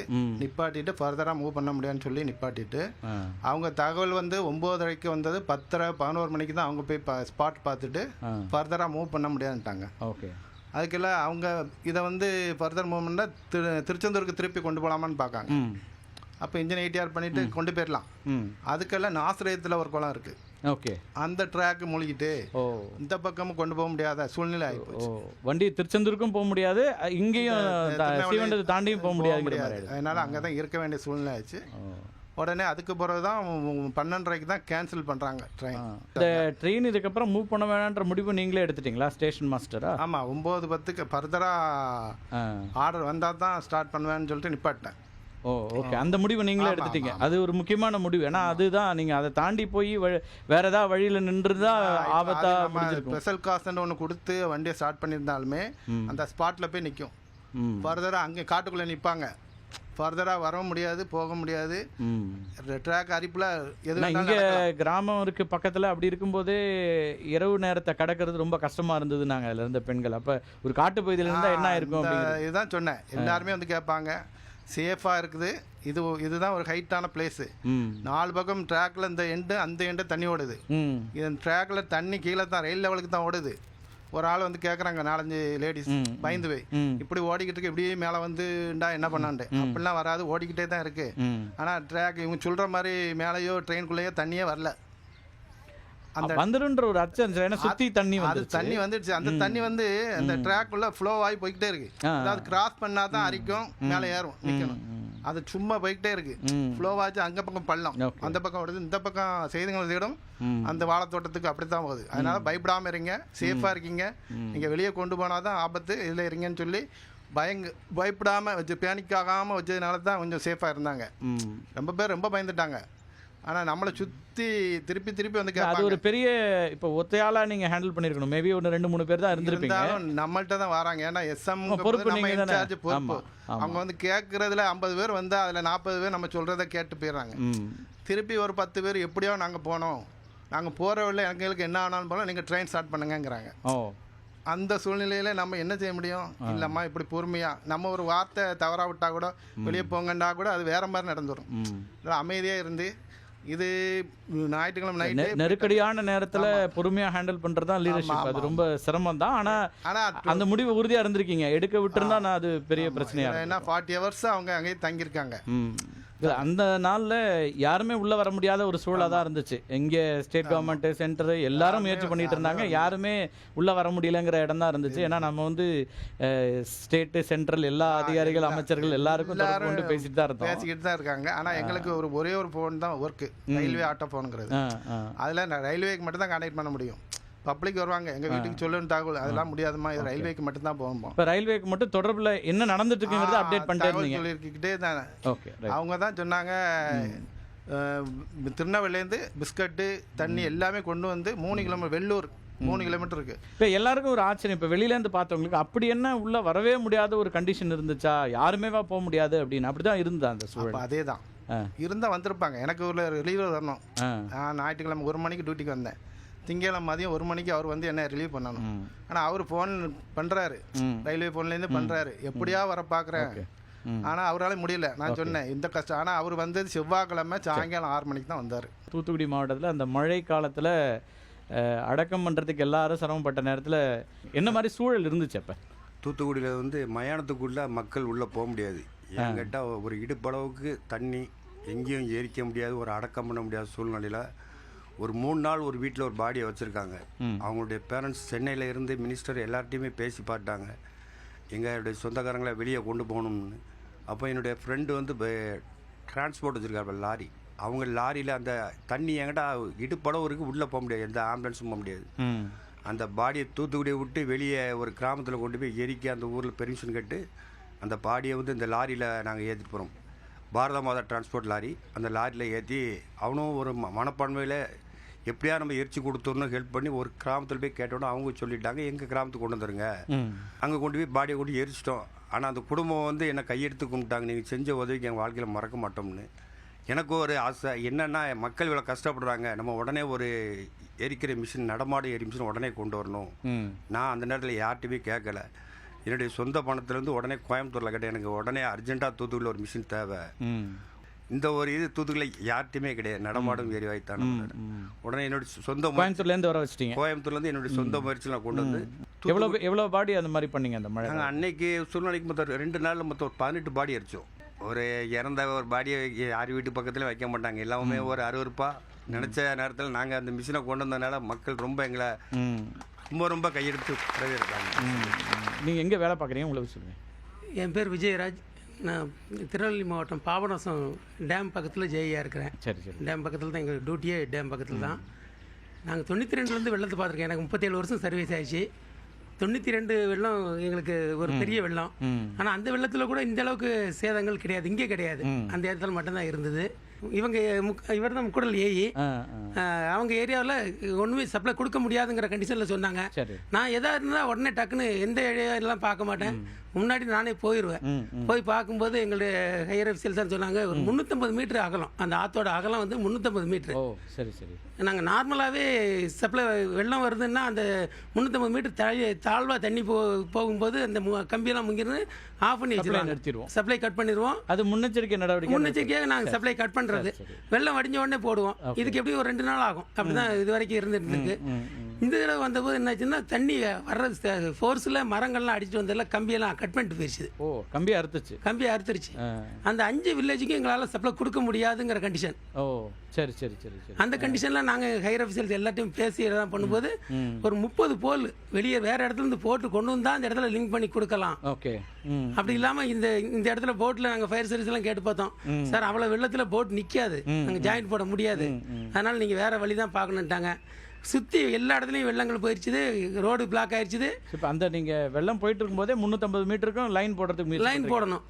போட்டு அதுக்காக 30 போஸ்ட் போட்டு லைனை கொண்டு போய் லிங்க் பண்ணி சப்ளை கொடுத்து அந்த ஊருக்கு இனிமேல் வெள்ளங்கள் வந்தாலும் அந்த சைடு நம்ம கட் பண்ணி வச்சாலும் வேற வழியில இருந்து சப்ளை கொடுக்குற மாதிரி ஒரு அரேஞ்ச்மெண்ட்ஸ் இப்போ பண்ணிட்டோம். அது போக மருதமுத்தூருங்கிற இடத்துல போல் எல்லாமே டிரான்ஸ்ஃபார் எல்லாமே கீழே விழுந்துருச்சு. அதுலேயும் தண்ணிக்குள்ளெல்லாம் போய் இவங்க 2 பேர் வயர்மேன் அவங்க தான் கொடுங்க. அப்படி எப்படி? ஏன்னா இப்போ தண்ணி நிற்கும் போது நம்மலாம் அப்படியே ஒரு தூரம் தள்ளி ஓடிடுவோம். இது எப்படி அதுக்குள்ளே போறீங்களா? அது ரொம்ப ரிஸ்க் தான் இல்லை? கிராமத்து இப்போ ஆளுக்க தானே, அதனால தண்ணியை கொஞ்சம் எதிர்த்து போக வேண்டிய சூழ்நிலை. நல்லா இந்த முறை எங்கெல்லாம் போனீங்க? அப்படி அந்த இப்போ சப்ளை கொடுக்கறதுக்கு எந்தெந்த ஊருக்கு போனீங்க? மருதமுத்தூர், ஓடமரிச்சான், அப்படி முக்கூட தண்ணி நின்றுட்டு இருந்துச்சா? தண்ணி கடையில் நான் தான் ஆப்ரேட் பண்ணேன். இந்த அளவுக்கு மாற அளவு தண்ணியில் ஒரு 4 மணிக்கெல்லாம் 50% கரண்ட் கொடுக்குற மாதிரி ஏற்பாடு பண்ணிட்டோம். அதுக்கெல்லாம் நல்லா சப்போர்ட் பண்ணி சார்லாம் ரொம்ப ஒத்துழைப்பு கொடுத்தாங்க. இப்போ இந்த மாதிரி நேரத்தில் கரண்ட் கட் பண்ணுறது பல பேர் ஒரு பிரச்சனையாக பார்ப்பாங்க. பண்ணணுமா என்ன? மின் வாரியத்தில் நீங்கள் என்ன சொல்லுங்கள்? ஏன்னா எல்லா நேரத்தில் எங்களுக்கு வந்து ஏன்பா கரண்ட்டை கட் பண்ணிட்டாங்க, சார்ஜ் போட முடியல, யார்கிட்டையும் பேச முடியல அப்படின்னு இருக்கும். ஆனால் அதை விட முக்கியம் உசுறு முக்கியங்கிறது நம்ம பாதி நேரம் யோசிக்க மாட்டோம். அதனால் உங்கள்கிட்ட பொதுவாகவே எல்லாருமே சொல்கிறாங்க கரண்ட் ஆஃப் ஆயிடுச்சுன்னா உடனே கரண்ட் ஆஃப் பண்ணிட்டாங்க. நாங்கள் வேணும்னு யாருக்குமே ஆஃப் பண்ணுறது இல்லை. சரி, நமக்கு சேஃப்டி முக்கியம். இப்போ இந்த வெள்ளம் வரும்போது எப்போ எந்த இடத்துல லைன் கட்டாகி கிடக்குது, யாராச்சும் முடிச்சிடக்கூடாது. ஆடு மாடுகள் கால்நடைகள் இருக்குது, அதுகளுக்கு எதுவும் உயிர் சேதம் ஆகக்கூடாது. அந்த சேஃப்டிக்காக தான் நாங்கள் ஆஃப் பண்ணுறோமே தவிர நாங்கள் வேணும்னு ஆஃப் பண்ணி வைக்கிறது கிடையாது. ஞாயிற்றுக்கிழமை காலையில் நாங்கள் ஆஃபீஸ் எல்லோரும் வந்துட்டோம். நல்ல ஹெவி ரெயின்.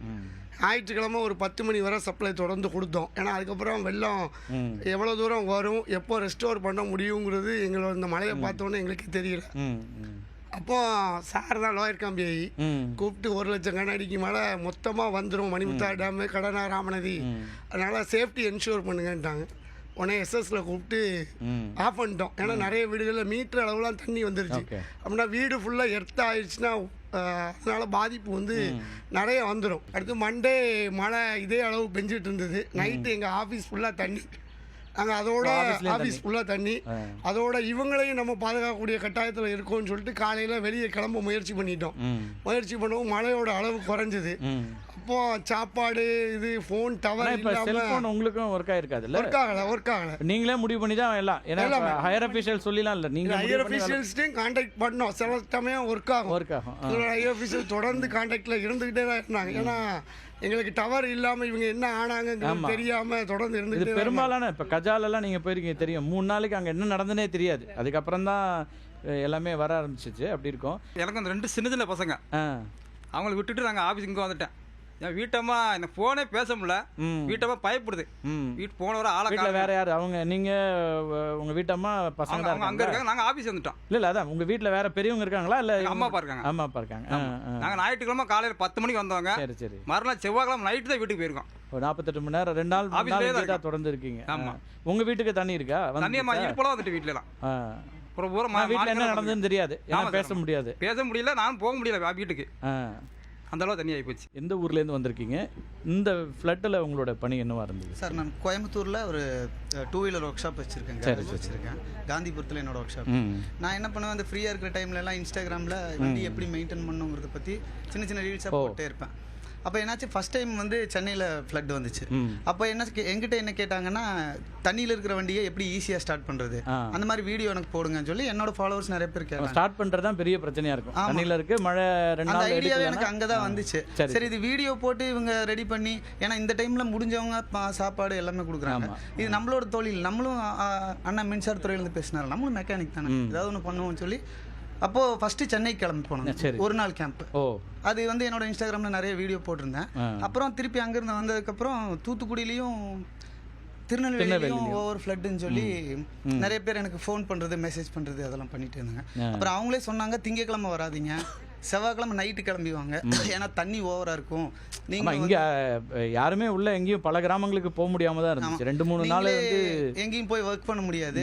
அதனால செவ்வாய்க்கிழமை காலையில் இங்கே வர மாதிரி வந்தீங்கன்னா தான் நீங்கள் ஓரளவுக்கு இங்கே வண்டிகளை ரெடி பண்ணி கொடுக்க முடியும்னு சொன்னாங்க. அப்புறம் வர வழியில் என்னை இங்கேருந்து நிறைய பேர் ஃபோன் பண்ணி கைட் பண்ணிட்டே இருந்தாங்க. இப்போ இவங்க நண்பர்கள் 2 பேரும் மெக்கானிக்ஸ். அங்கே நீங்கள் கோயம்புத்தூர், திருப்பூர், இப்போ நீங்களும் அதில் தான் கான்டாக்ட் ஆகிறீங்களா இல்லை ஏற்கனவே ஃப்ரெண்ட்ஸா? இன்ஸ்டாகிராமில் வீடியோ பார்த்து நான் இந்த மாதிரி திருநெல்வேலி வேலை செய்ய போகிறேன்னு சொல்கிறப்போ என் கூட கனெக்ட். இவங்க மட்டும் இல்லை, கூப்பிட்டதுனால கம்மியாக வந்திருக்காங்க. ஆனால் ரெஸ்கியூ பண்ண வர எவ்வளோ நண்பர்கள் அப்படி சேர்ந்து 18 பேர் வந்தாங்க. சென்னை ஆத்தூர்கிட்ட இருந்தாலும் வெறும் பைக்லேயே மழையில் நினைச்சிட்டு எல்லாம் வந்து என் கூட சப்போர்ட் பண்ணி கொஞ்சம் ஒர்க் பண்ணுவாங்க. எத்தனை நாள் இங்கே இருந்தீங்க? எவ்வளோ வாகனங்கள் அப்படி சரி பண்ணி? 3 நாள் இது ஒர்க்குங்க சார். 3 நாளைக்கு மேலே இருக்கலாம்னு முடிவு பண்ணால் யார் கையிலையும் பணமும் இல்லை, 2வது ரொம்ப டயர்ட் ஆகிட்டாங்க. தண்ணியிலேயே வண்டி ஸ்டார்ட் பண்ணி கொடுத்துட்டே இருக்காங்க. இவரெல்லாம் இந்த அண்ணன் மெக்கானிக் கிடையாது, திருநெல்வேலியில் ஒருத்தர். ஃபர்ஸ்ட் டைம் நான் அங்கே போய் இறங்கணுன்னா எனக்கு கால் பண்ணவங்க யாருக்குமே அதுக்கப்புறம் காலே போகல. நான் இங்கே வந்து அவங்களை ரீச் பண்ணி நான் எங்கே வரணும்னு கேட்டப்போ, ஆனால் ஒரு சில பேர் சொல்லியிருந்தாங்க ரயில்வே ஜங்ஷன் பின்னாடி ஒரு ஏரியா சொல்லியிருந்தாங்க. அப்போ நான் அங்கே போனப்போ இவரை பார்த்தேன். நான் இந்த மாதிரி வண்டி ரெடி பண்ண வந்திருக்கேங்க, ஒரு கேம்போட வந்திருக்கோம், இங்கே பக்கத்தில் ஏதாவது வண்டி இருந்தால் நீங்கள் சொல்லுங்க பண்ணி கொடுக்குறோன்னா இவர் அந்த நாங்கள் அங்கே இருக்கிற இடத்துல இருந்து நகராம ஒரு பெரிய இடம் எங்களுக்கு ரெடி பண்ணுறதுக்கு ஏற்பாடு பண்ணி கொடுத்து மேக்ஸிமம் சுற்று வட்டாரத்தில் இருந்து எல்லா வண்டியும் கொண்டு வந்துட்டார். இவர் மேக்ஸிமம் கூப்பிட்டு வந்தது இவர் சைட்லேருந்து வந்தது அந்த மக்களோட வண்டி ஒரு 180 வண்டி திருநெல்வேலியில் மட்டும் வந்திருக்கும் ஒரு நாளில். நாங்கள் ஒரு 20 பேர் சேர்ந்து அதை மேக்ஸிமம் முடிச்சு கொடுத்தோம். இந்த 3 அதுக்கு அடுத்த நாள் நாங்கள் தூத்துக்குடி போகிறோம்னு சொன்னப்போ கூட இவரும் எங்களோட சேர்ந்து கிளம்பி வந்துட்டார். இது உங்களுக்கு தெரியாத ஊர், நானும் வந்து உங்களோட ஹெல்ப் பண்ணுறேன். எனக்கு மெக்கானிக் அவர் யாருன்னு தெரியாது. இங்கே வந்ததுக்கப்புறம் எனக்கு அன்னைக்கு திரும்பி போகும்போது நல்ல நண்பர் ஆகிட்டார். இவர் எப்படி பிடிச்சிங்க? என்னோட பேர் ஸ்டீஃபன். நான் வந்து குனியம்புத்தூரில் SM ஆட்டோமொபைல்னு கேரேஜ் வச்சுருக்கேன். ஸோ அண்ணன் வந்து இன்ஸ்டாவில் வந்து அதிகமாக வீடியோ போடுவார். ஸோ அதை பார்த்துட்டு இருக்கும்போது இப்படி ஃப்ளட்டுக்கு வந்து நான் ஹெல்ப் பண்ணுறதுக்கு போகிறேன், வர இஷ்டம் இருக்கிறவங்க வாங்க அப்படின்னு சொல்லி ஒரு வீடியோ போட்டிருந்தாரு. ஸோ அதை பார்த்துட்டு அவர் கூட ஜாயின் ஆகி போகலாம் அப்படிங்கிற மாதிரி அவர் கூட சேர்ந்து வந்து அந்த மாதிரி எல்லாமே பண்ணி கொடுத்தோம். என்ன ஒரு நாளைக்கு வருமானம் என்ன கிடைக்கும் உங்களுக்கு? இப்போ நீங்கள் திருப்பூரில் வேலை பார்க்குறீங்க, ஒரு சராசரியாக வருமானம் ஒரு நாளைக்கு என்ன ஒரு 500 இல்லை 700 அந்த ரேஞ்சு கிடைக்கும். சப்போஸ் வேலை எல்லாமே இருக்கும். இப்போ அதெல்லாம் இல்லாமல் தான் வர்றோங்க. ஆமாம், இப்போ 4 நாள் வந்தோம்னா எதுவும் கிடையாது, நம்ம மற்றவங்களுக்கு வேலை பண்ணி கொடுக்குறோம். சப்போஸ் இப்போ நான் இங்கே தூத்துக்குடியில் இருக்கிற மாதிரி இருந்தாலும் இப்போ நான் என்ன கஷ்டப்படுவேன் அப்படின்னு கற்றுக்கலாம் அப்படிங்கிறதுக்காக நாங்கள் வந்துட்டோம் டேரெக்டாகவே. இது முழுக்க அண்ணன் தான் ஹெல்ப் பண்ண ஆச்சிருந்தாங்க. அண்ணனுக்கு ஒரு தேங்க்ஸ் சொல்ல நிச்சயமா எல்லாரும் சேர்ந்து அவரை பாராட்டுறோம். அவர் மட்டும் இல்லை, நீங்கள் இருக்கிற எல்லாருடைய பங்களிப்பு ரொம்ப முக்கியமானது. நான் ஏன் அதை குறிப்பிட்டேன்னா, லட்சக்கணக்கில் கோடிக்கணக்கில் பணம் இருக்கலாம், மனசு இருக்கணும். நம்மகிட்ட எதுவும் இல்லை, ஆனால் நான் போய் நிற்கிறேன் அப்படின்னு இத்தனை பேர் வந்திருக்கீங்க. எங்கேருந்து வரீங்க, இங்கே என்ன செஞ்சீங்க இந்த வெள்ளத்தில் உங்களோட பணி? என் பேர் ரவீந்திரன். நாங்கள் வந்து கோயம்புத்தூரில் பட்டணத்துலேருந்து வரோங்க. ஆக்சுவலாக இனிஷியலாக வந்துட்டு 17th ஈவினிங் வந்துட்டு நான் யூடியூப்பில் நியூஸ் பார்த்துட்ருக்கேன். இப்படி ஹை அலர்ட் கொடுத்துருக்காங்க திருநெல்வேலி, தூத்துக்குடி, அங்கே எல்லா தென் மாவட்டங்கள் அப்படின்னு சொல்லிட்டு. சரி ஒரு மனசு சரியில்லை, கோயிலுக்கு போகலான்னு கிளம்பி பழனி ஆண்டவர் கோயிலில் போய் உட்கார்றேன். அப்போ தான் பெரியவங்க இவங்கெல்லாம் பார்த்து பேசிகிட்டு இருக்கோம். அப்போ ஒரு கால் வந்துச்சு, மண்டபத்தில் இப்படி நம்ம ஊர் மக்கள்லாம் சேர்ந்து சென்னை வெள்ளத்துக்கு இது ப்ரிப்பேர் பண்ணிட்டு இருக்கோம் நியர்லி, சரி வாங்க உங்களால் முடிஞ்சது பண்ணுங்கன்னு கூப்பிட்டாங்க. ஆக்சுவலாக சோஷியல் ஆக்டிவிட்டிஸாக இருக்கனால ஒரு பகவதி அம்மன் கல்யாண மண்டபத்தையே ஃப்ரீயாக கொடுத்து ஊர் மக்கள் எல்லாமே ஸ்கூல் குழந்தையிலிருந்து வயசானவங்க வரைக்கும் 18,000 சப்பாத்தி காலையிலிருந்து தேய்ச்சி போட்டு புளி சாப்பாடுலாம் ரெடி பண்ணி சென்னைக்கு அனுப்புறது. அப்போ நான் என்னோட ஃப்ரெண்ட் ஆக்சுவலா NCC கேடட் வேற, அதனால அந்த குரூப்ல இருக்கனால எல்லாருமே ரெஸ்கியூ பண்ணுங்கன்னு மெசேஜ் வந்துட்டே இருக்கு. அப்போ நான் சொன்னேன் சரி நான் எதுக்கும் கான்டாக்ட் பண்ணலாம்னு சொல்லிட்டு ஒரு நோன் சோர்சஸ்லாம் வந்துட்டு எல்லாத்துலயும் கான்டாக்ட் பண்ணும்போது சென்னை இஸ் ரெக்வர்ட் அந்த டைம் 18th. ஏன்னா 2வது பெஞ்ச மேல 18th வந்து almost every one taken care அப்படின்னு. 18th காலையில விருதுநகர் ரீச் ஆயிடுச்சு. விருதுநகர்ல இருந்தே அவங்களால உள்ள ரீச் ஆக முடியல, அந்த அளவுக்கு மழை. அப்போ 10 ஜென்ஸ் தான் இருந்தாங்க, ஒரு லேடிஸ் தன்னாலே நானும் வரேன் உங்க கூட அப்படின்னு வந்துட்டு மேடம் தான் வந்தாங்க. என்னோட கையால் 500 சப்பாத்தி சுட்டேன். சரிங்களா. எல்லாம் செஞ்சுட்டு சார் வந்து வேண்டாம் சென்னை போக வேண்டாங்க. அப்புறம் நைட் சென்னை எடுத்துட்டு போறதுக்காக சப்பாத்தி பண்ணி கொடுத்தீங்க. நைட் இவங்க வந்து சொன்னாரு, இவர் வந்து சார் சொன்னாரு வேண்டாம் நம்ம திருநெல்வேலி போகலாம். அப்புறம் 5 லேடிஸ் வரேன்னு சொன்னாங்க. அப்புறம் யாருமே வரல, எல்லாருமே போயிட்டாங்க. இப்ப நான் மட்டும் தான் சொன்னேன், யார் வந்தாலும் சரி வரலன்னா சார் நான் வரேன், நான் உதவி சரி. அப்ப எனக்கு ஒரு பையன் ஒண்ணு பொண்ணு ஒண்ணு. என் பையன் என்ன பண்றாங்க 2 பேரும்? 2 பேரும் படிச்சுட்டு வேலைக்கு போறாங்க. மெச்சூரிட்டி இருக்கு. அவன் எங்க பையன் சொன்னா ஒரு கம்பெனில 100 பேத்துக்கு சூப்பர்வைசர். அவன் சொன்னா நீ போகாத, உன் வேலையை நீ பாரு. ஆனா என் பொண்ணு, என் ஹஸ்பண்ட் இறந்து 8 வருஷம் ஆச்சு, 5 வருஷமா நான் பொது சேவை செய்யறேன். எங்க பொண்ணு என்ன தெரியுங்களா சொல்லும், நீ போ நான் பாத்துக்கிறேன் அப்படின்னு எங்க பொண்ணு சொன்னிச்சுங்க. எனக்கு துணி பேக்கப் பண்ணிட்டு வந்து நாங்க இங்க வந்து இறங்கும் போது எனக்கு ரொம்ப வருத்தமா இருந்துச்சு. எங்க பாரு வெள்ளம் தண்ணியோ போகுது. அப்புறம் நான் ஸ்கூல் சார் இருக்கிறாரு இல்ல, அவரெல்லாம் கயிறை கட்டி டிராக்டர்ல எங்களை கூட்டிட்டு போனாங்க. அப்புறம் நான் வந்து ஜென்ஸுக்கு போற வரைக்கும் அவங்க போனாங்க. நான் லேடிஸ் என்ன பண்ண தெரியுங்களா, ஒரு கவர் மத்ததுல போட்டா திங்ஸ் வந்து வீணா போயிடும், கவர்ல போட்டு எடுத்துட்டு போய் என்னோட மார்பளவுக்கு தண்ணி சார், அதுலயும் கொண்டு நிறைய பேத்துக்கு லேடிஸுக்கு ஜென்ஸுக்கு எல்லாத்துக்குமே கொடுத்தாங்க. எவ்வளவு கிராமங்களுக்கு போனீங்க, என்ன சூழல் இருந்துச்சு நீங்க போகும்போது? திருவள்ளூர் டவுன்ல நாங்க வந்துட்டு ஒரு 150+ எப்படி ரெஸ்கியூ பண்ணிருப்போம். தூத்துக்குடியில தான் நாங்க வந்துட்டு 300+ ரெஸ்கியூ பண்ணோம். அண்ணா கொஞ்சம் எங்களுக்கு முன்னாடி ரெஸ்கியூ பண்ணாங்க, நாங்க அப்புறம் வந்து ரெஸ்கியூ பண்ணோம். தென் தூத்துக்குடி தண்ணி நிறைய நின்னுச்சா? ஆமா, தூத்துக்குடியில வந்துட்டு எலக்ட்ரிசிட்டி, எங்க ஊர்லயாச்சும் எலக்ட்ரிசிட்டி வந்துருச்சு, சிக்னல்லாம் இருந்துச்சு. தூத்துக்குடியில சுத்தமா எலக்ட்ரிசிட்டி, நாங்க டோல்கேட் தாண்டின உடனே எங்களுக்கு சிக்னல் கட் ஆயிருச்சு. சிக்னல் கட் ஆகி அங்க எலக்ட்ரிசிட்டி இல்ல, கடை எதுவுமே ஓப்பன் இல்ல. ஸோ அங்கேயும் நாங்க தூத்துக்குடியில போயிட்டோம். அங்க 2 கார்ல போனோம், ஒரு கார் பிரேக் டவுன் ஆயிருச்சு. ஏன்னா ஒரு கார்ல வந்துட்டு கேமரா ட்ரோன்லாம் கொண்டு போயிருந்தேன். ஏன்னா நாங்க போற பார்த்து எங்களுக்கு தெரியணும், ஒருவேளை ஏதாச்சும் ஃபால்ட்டா இருந்துச்சு எங்களுக்கு தெரியாது, ஏன்னா உள்ள போய் நாங்க மாட்டிக்க கூடாது. அது என்ன போட்ல போவீங்களா இல்ல எப்படி ரெஸ்கியூ? ஆமா, அது ஒரு சின்ன போட், துடுப்பு போட்னு சொல்லுவாங்க. அதுல ஃபைபர்லயே இருக்கும், அதை வந்துட்டு கார் மேலேயே வச்சு கட்டி நாங்க கொண்டு வந்துரும். அதுலயே நாங்க ரெஸ்கியூ பண்ணிடுவோம் எல்லாருமே. சோ ஃபர்ஸ்ட் டே வந்து நீங்க எல்லாரும் ஒரே ஃப்ரெண்ட்ஸா குரூப் பண்ணி எல்லாரும் சேர்ந்து? ஆமா, எல்லாரும். ஓகே, ஃபுல்லாமே ப்ரிப்பேர்ட் ஆகி வாங்கிட்டோம். நாங்க எங்களுக்குன்னு walkie talkie up to 8 to 10 kilometres எங்களால் வாக்கி டாக்கியில் கன்வே பண்ணி. ஆமாம், வாக்கி டாக்கி 4 வாக்கி டாக்கி கொண்டு வந்துட்டோம். அண்ட் விசிபிலிட்டி எங்களுக்கு கண்டிப்பாக தேவை. நைட் நேரத்தில் எங்களுக்கு கண்ணு தெரியாது. அண்ட் ரன்னிங் வாட்டரில் நமக்கு தண்ணி போகிற மாதிரி தான் தெரியும், ஆனால் நெஞ்சு வரைக்கும் இருக்கா இல்லாட்டி இடுப்பு வரைக்கும் இருக்கா நம்மளால எக்ஸ்பெக்ட் பண்ண முடியாது. அதுக்கு ட்ரோன் எக்ஸ்பெக்ட் நாங்கள் தனியாக வச்சிருப்போம். ஓகே, தனியாக ஒரு 3 ட்ரோன் எக்ஸ்பெக்ட் வச்சிருப்பாங்க. அவங்க வந்து ட்ரோனை விட்டு இந்த இடத்துல அங்கே தண்ணி வெள்ள அளவு எவ்வளோ இருக்குன்றது எஸ்டிமேட் பண்ணிப்பீங்க. ஹெல்ப் யாரும் கேட்டாங்கன்னா அவங்க எங்ககிட்ட வாக்கி டாக்கியில் சொல்லிடுவாங்க, நாங்கள் போய் அங்கே ரெஸ்கியூ பண்ணுவோம். அங்கே எங்களுக்கு தேவை முக்கியமாக எலக்ட்ரிசிட்டி இருக்காது. ட்ரோன் எவ்வளோ கிலோமீட்டர் வரைக்கும் நீங்கள் மொத்தம் 2மே ஹைடெக் ட்ரோன்ஸ். ஓகே, ஒன்று வாட்டர் ப்ரூஃப் ட்ரோனு கொண்டு வந்திருந்தாங்க, இன்னொன்று 8 கிலோமீட்டர்ஸ். எனக்கு 8 கிலோமீட்டர்ஸ் இப்போ நிறைய இருக்கு. ஓகே, 8 கிலோமீட்டர்ஸ் வரைக்கும். இன்னொன்று water tech. Okay, 2 drone high tech drone தான் கொண்டு வந்தாங்க. அண்ட் வாக்கி டாக்கி நிறைய டெக்ஸ் கொண்டு வந்தாங்க. ரெஸ்கியூ 2 கயாக் 2 பேர் தான் உட்கார முடியும். ரொம்ப நெகிழ்ச்சியான ஏதாவது சம்பவம் இருக்கா மீட்கப்பட்டதுல? தண்ணியில் ஏதோ வெள்ளை கலரில் துணி அடிச்சுட்டு வந்த மாதிரி இருந்துச்சு. என்னன்னு பார்த்தா டெட் பாடி அடிச்சுட்டு வருது, யாருன்னே தெரியல. நாங்கள் தான் அதுக்கப்புறம் கொண்டு போய் ஒரு இடத்துல. எங்க அந்த டெட் பாடி? டவுன்ல தான், கரெக்டா எக்ஸாக்ட்டா தூத்துக்குடி டவுன்லயா? இல்ல, நம்ம திருநெல்வேலியில. திருநெல்வேலி டவுன்ல. அங்க இருந்து வெளியிலேயே போக முடியாத அளவுக்கு இருந்ததா? இன்னைக்கு பாக்குறோம் ஒண்ணுமே தெரியல. அன்னைக்கு என்ன சூழல் இருந்துச்சு? சுத்தியும் எல்லா சைடும் தண்ணி தான். அந்த பாலம் வரைக்கும் நடந்து போய் பார்த்தோம். சரி, பாலம் எல்லாம் ஃபுல் ஆயிடுச்சு. அந்த கரை உடைஞ்சு இந்த சைட்லாம் பாத்தீங்கன்னா இந்த கால்வாய் மாதிரி இருக்கு, எங்களுக்கு கால்வாயே தெரியல. ஃபுல்லா இது ரோடு மேல தண்ணி போற மாதிரி இருந்தது. அந்த அளவுக்கு ஃபுல் ஆயிடுச்சு. இந்த சைட்ல தண்ணி, இந்த ஏரியா மட்டும் தான் கொஞ்சம் தண்ணி இல்லாம இருந்தது. காலையில வந்து அங்க போய் டிஃபன் வாங்கிட்டு வந்தோம். அந்த ஒரு கார்னர்லயே கொடுத்தாங்க ஒருத்தங்க. சரி சரி. அப்போ 4 பேர் இங்க வந்து குழந்தைங்களுக்கு பால் வாங்கிட்டு வந்தாங்க இந்த ஊர்ல வந்து. சோ வாங்கிட்டு வந்தது பார்த்து ட்ரெயின்ல இருந்தவங்க எல்லாமே லைனா இங்கேயே வர ஆரம்பிச்சாங்க. ஏஜ்டு பீப்புள்லாம் ரொம்ப கஷ்டப்பட்டாங்க, லேடிஸ்லாம் ரொம்ப கஷ்டப்பட்டாங்க. இந்த கிராமத்தை பத்தி சொல்லணும்னா என்ன சொல்ல விரும்புறீங்க? ஆக்சுவலாக இந்த கிராமத்துக்கு திருப்பி நாங்கள் வரணும் அப்படின்றத நாங்கள் ஃபீல் பண்ணியிருந்தோம். பட் அதுக்கு நீங்கள் ஒரு வாய்ப்பு கொடுத்தது எங்களுக்கு பெரிய சந்தோஷமான விஷயம். ஏன்னா இவங்களை நாங்கள் திருப்பி வந்து பார்க்கணும் அப்படின்றது எங்கள் பேசஞ்சர்ஸ் எல்லாருக்குமே இருந்தது. ஏன்னா அப்படி ஒரு விஷயத்தை இவங்க எங்களுக்கு செஞ்சுருக்காங்க. ஏன்னா யாருமே, ஏன்னா இவங்களும் வாட்டரில் வந்து இதுவாய் தான் சஃபராகி தான் இருந்தாங்க.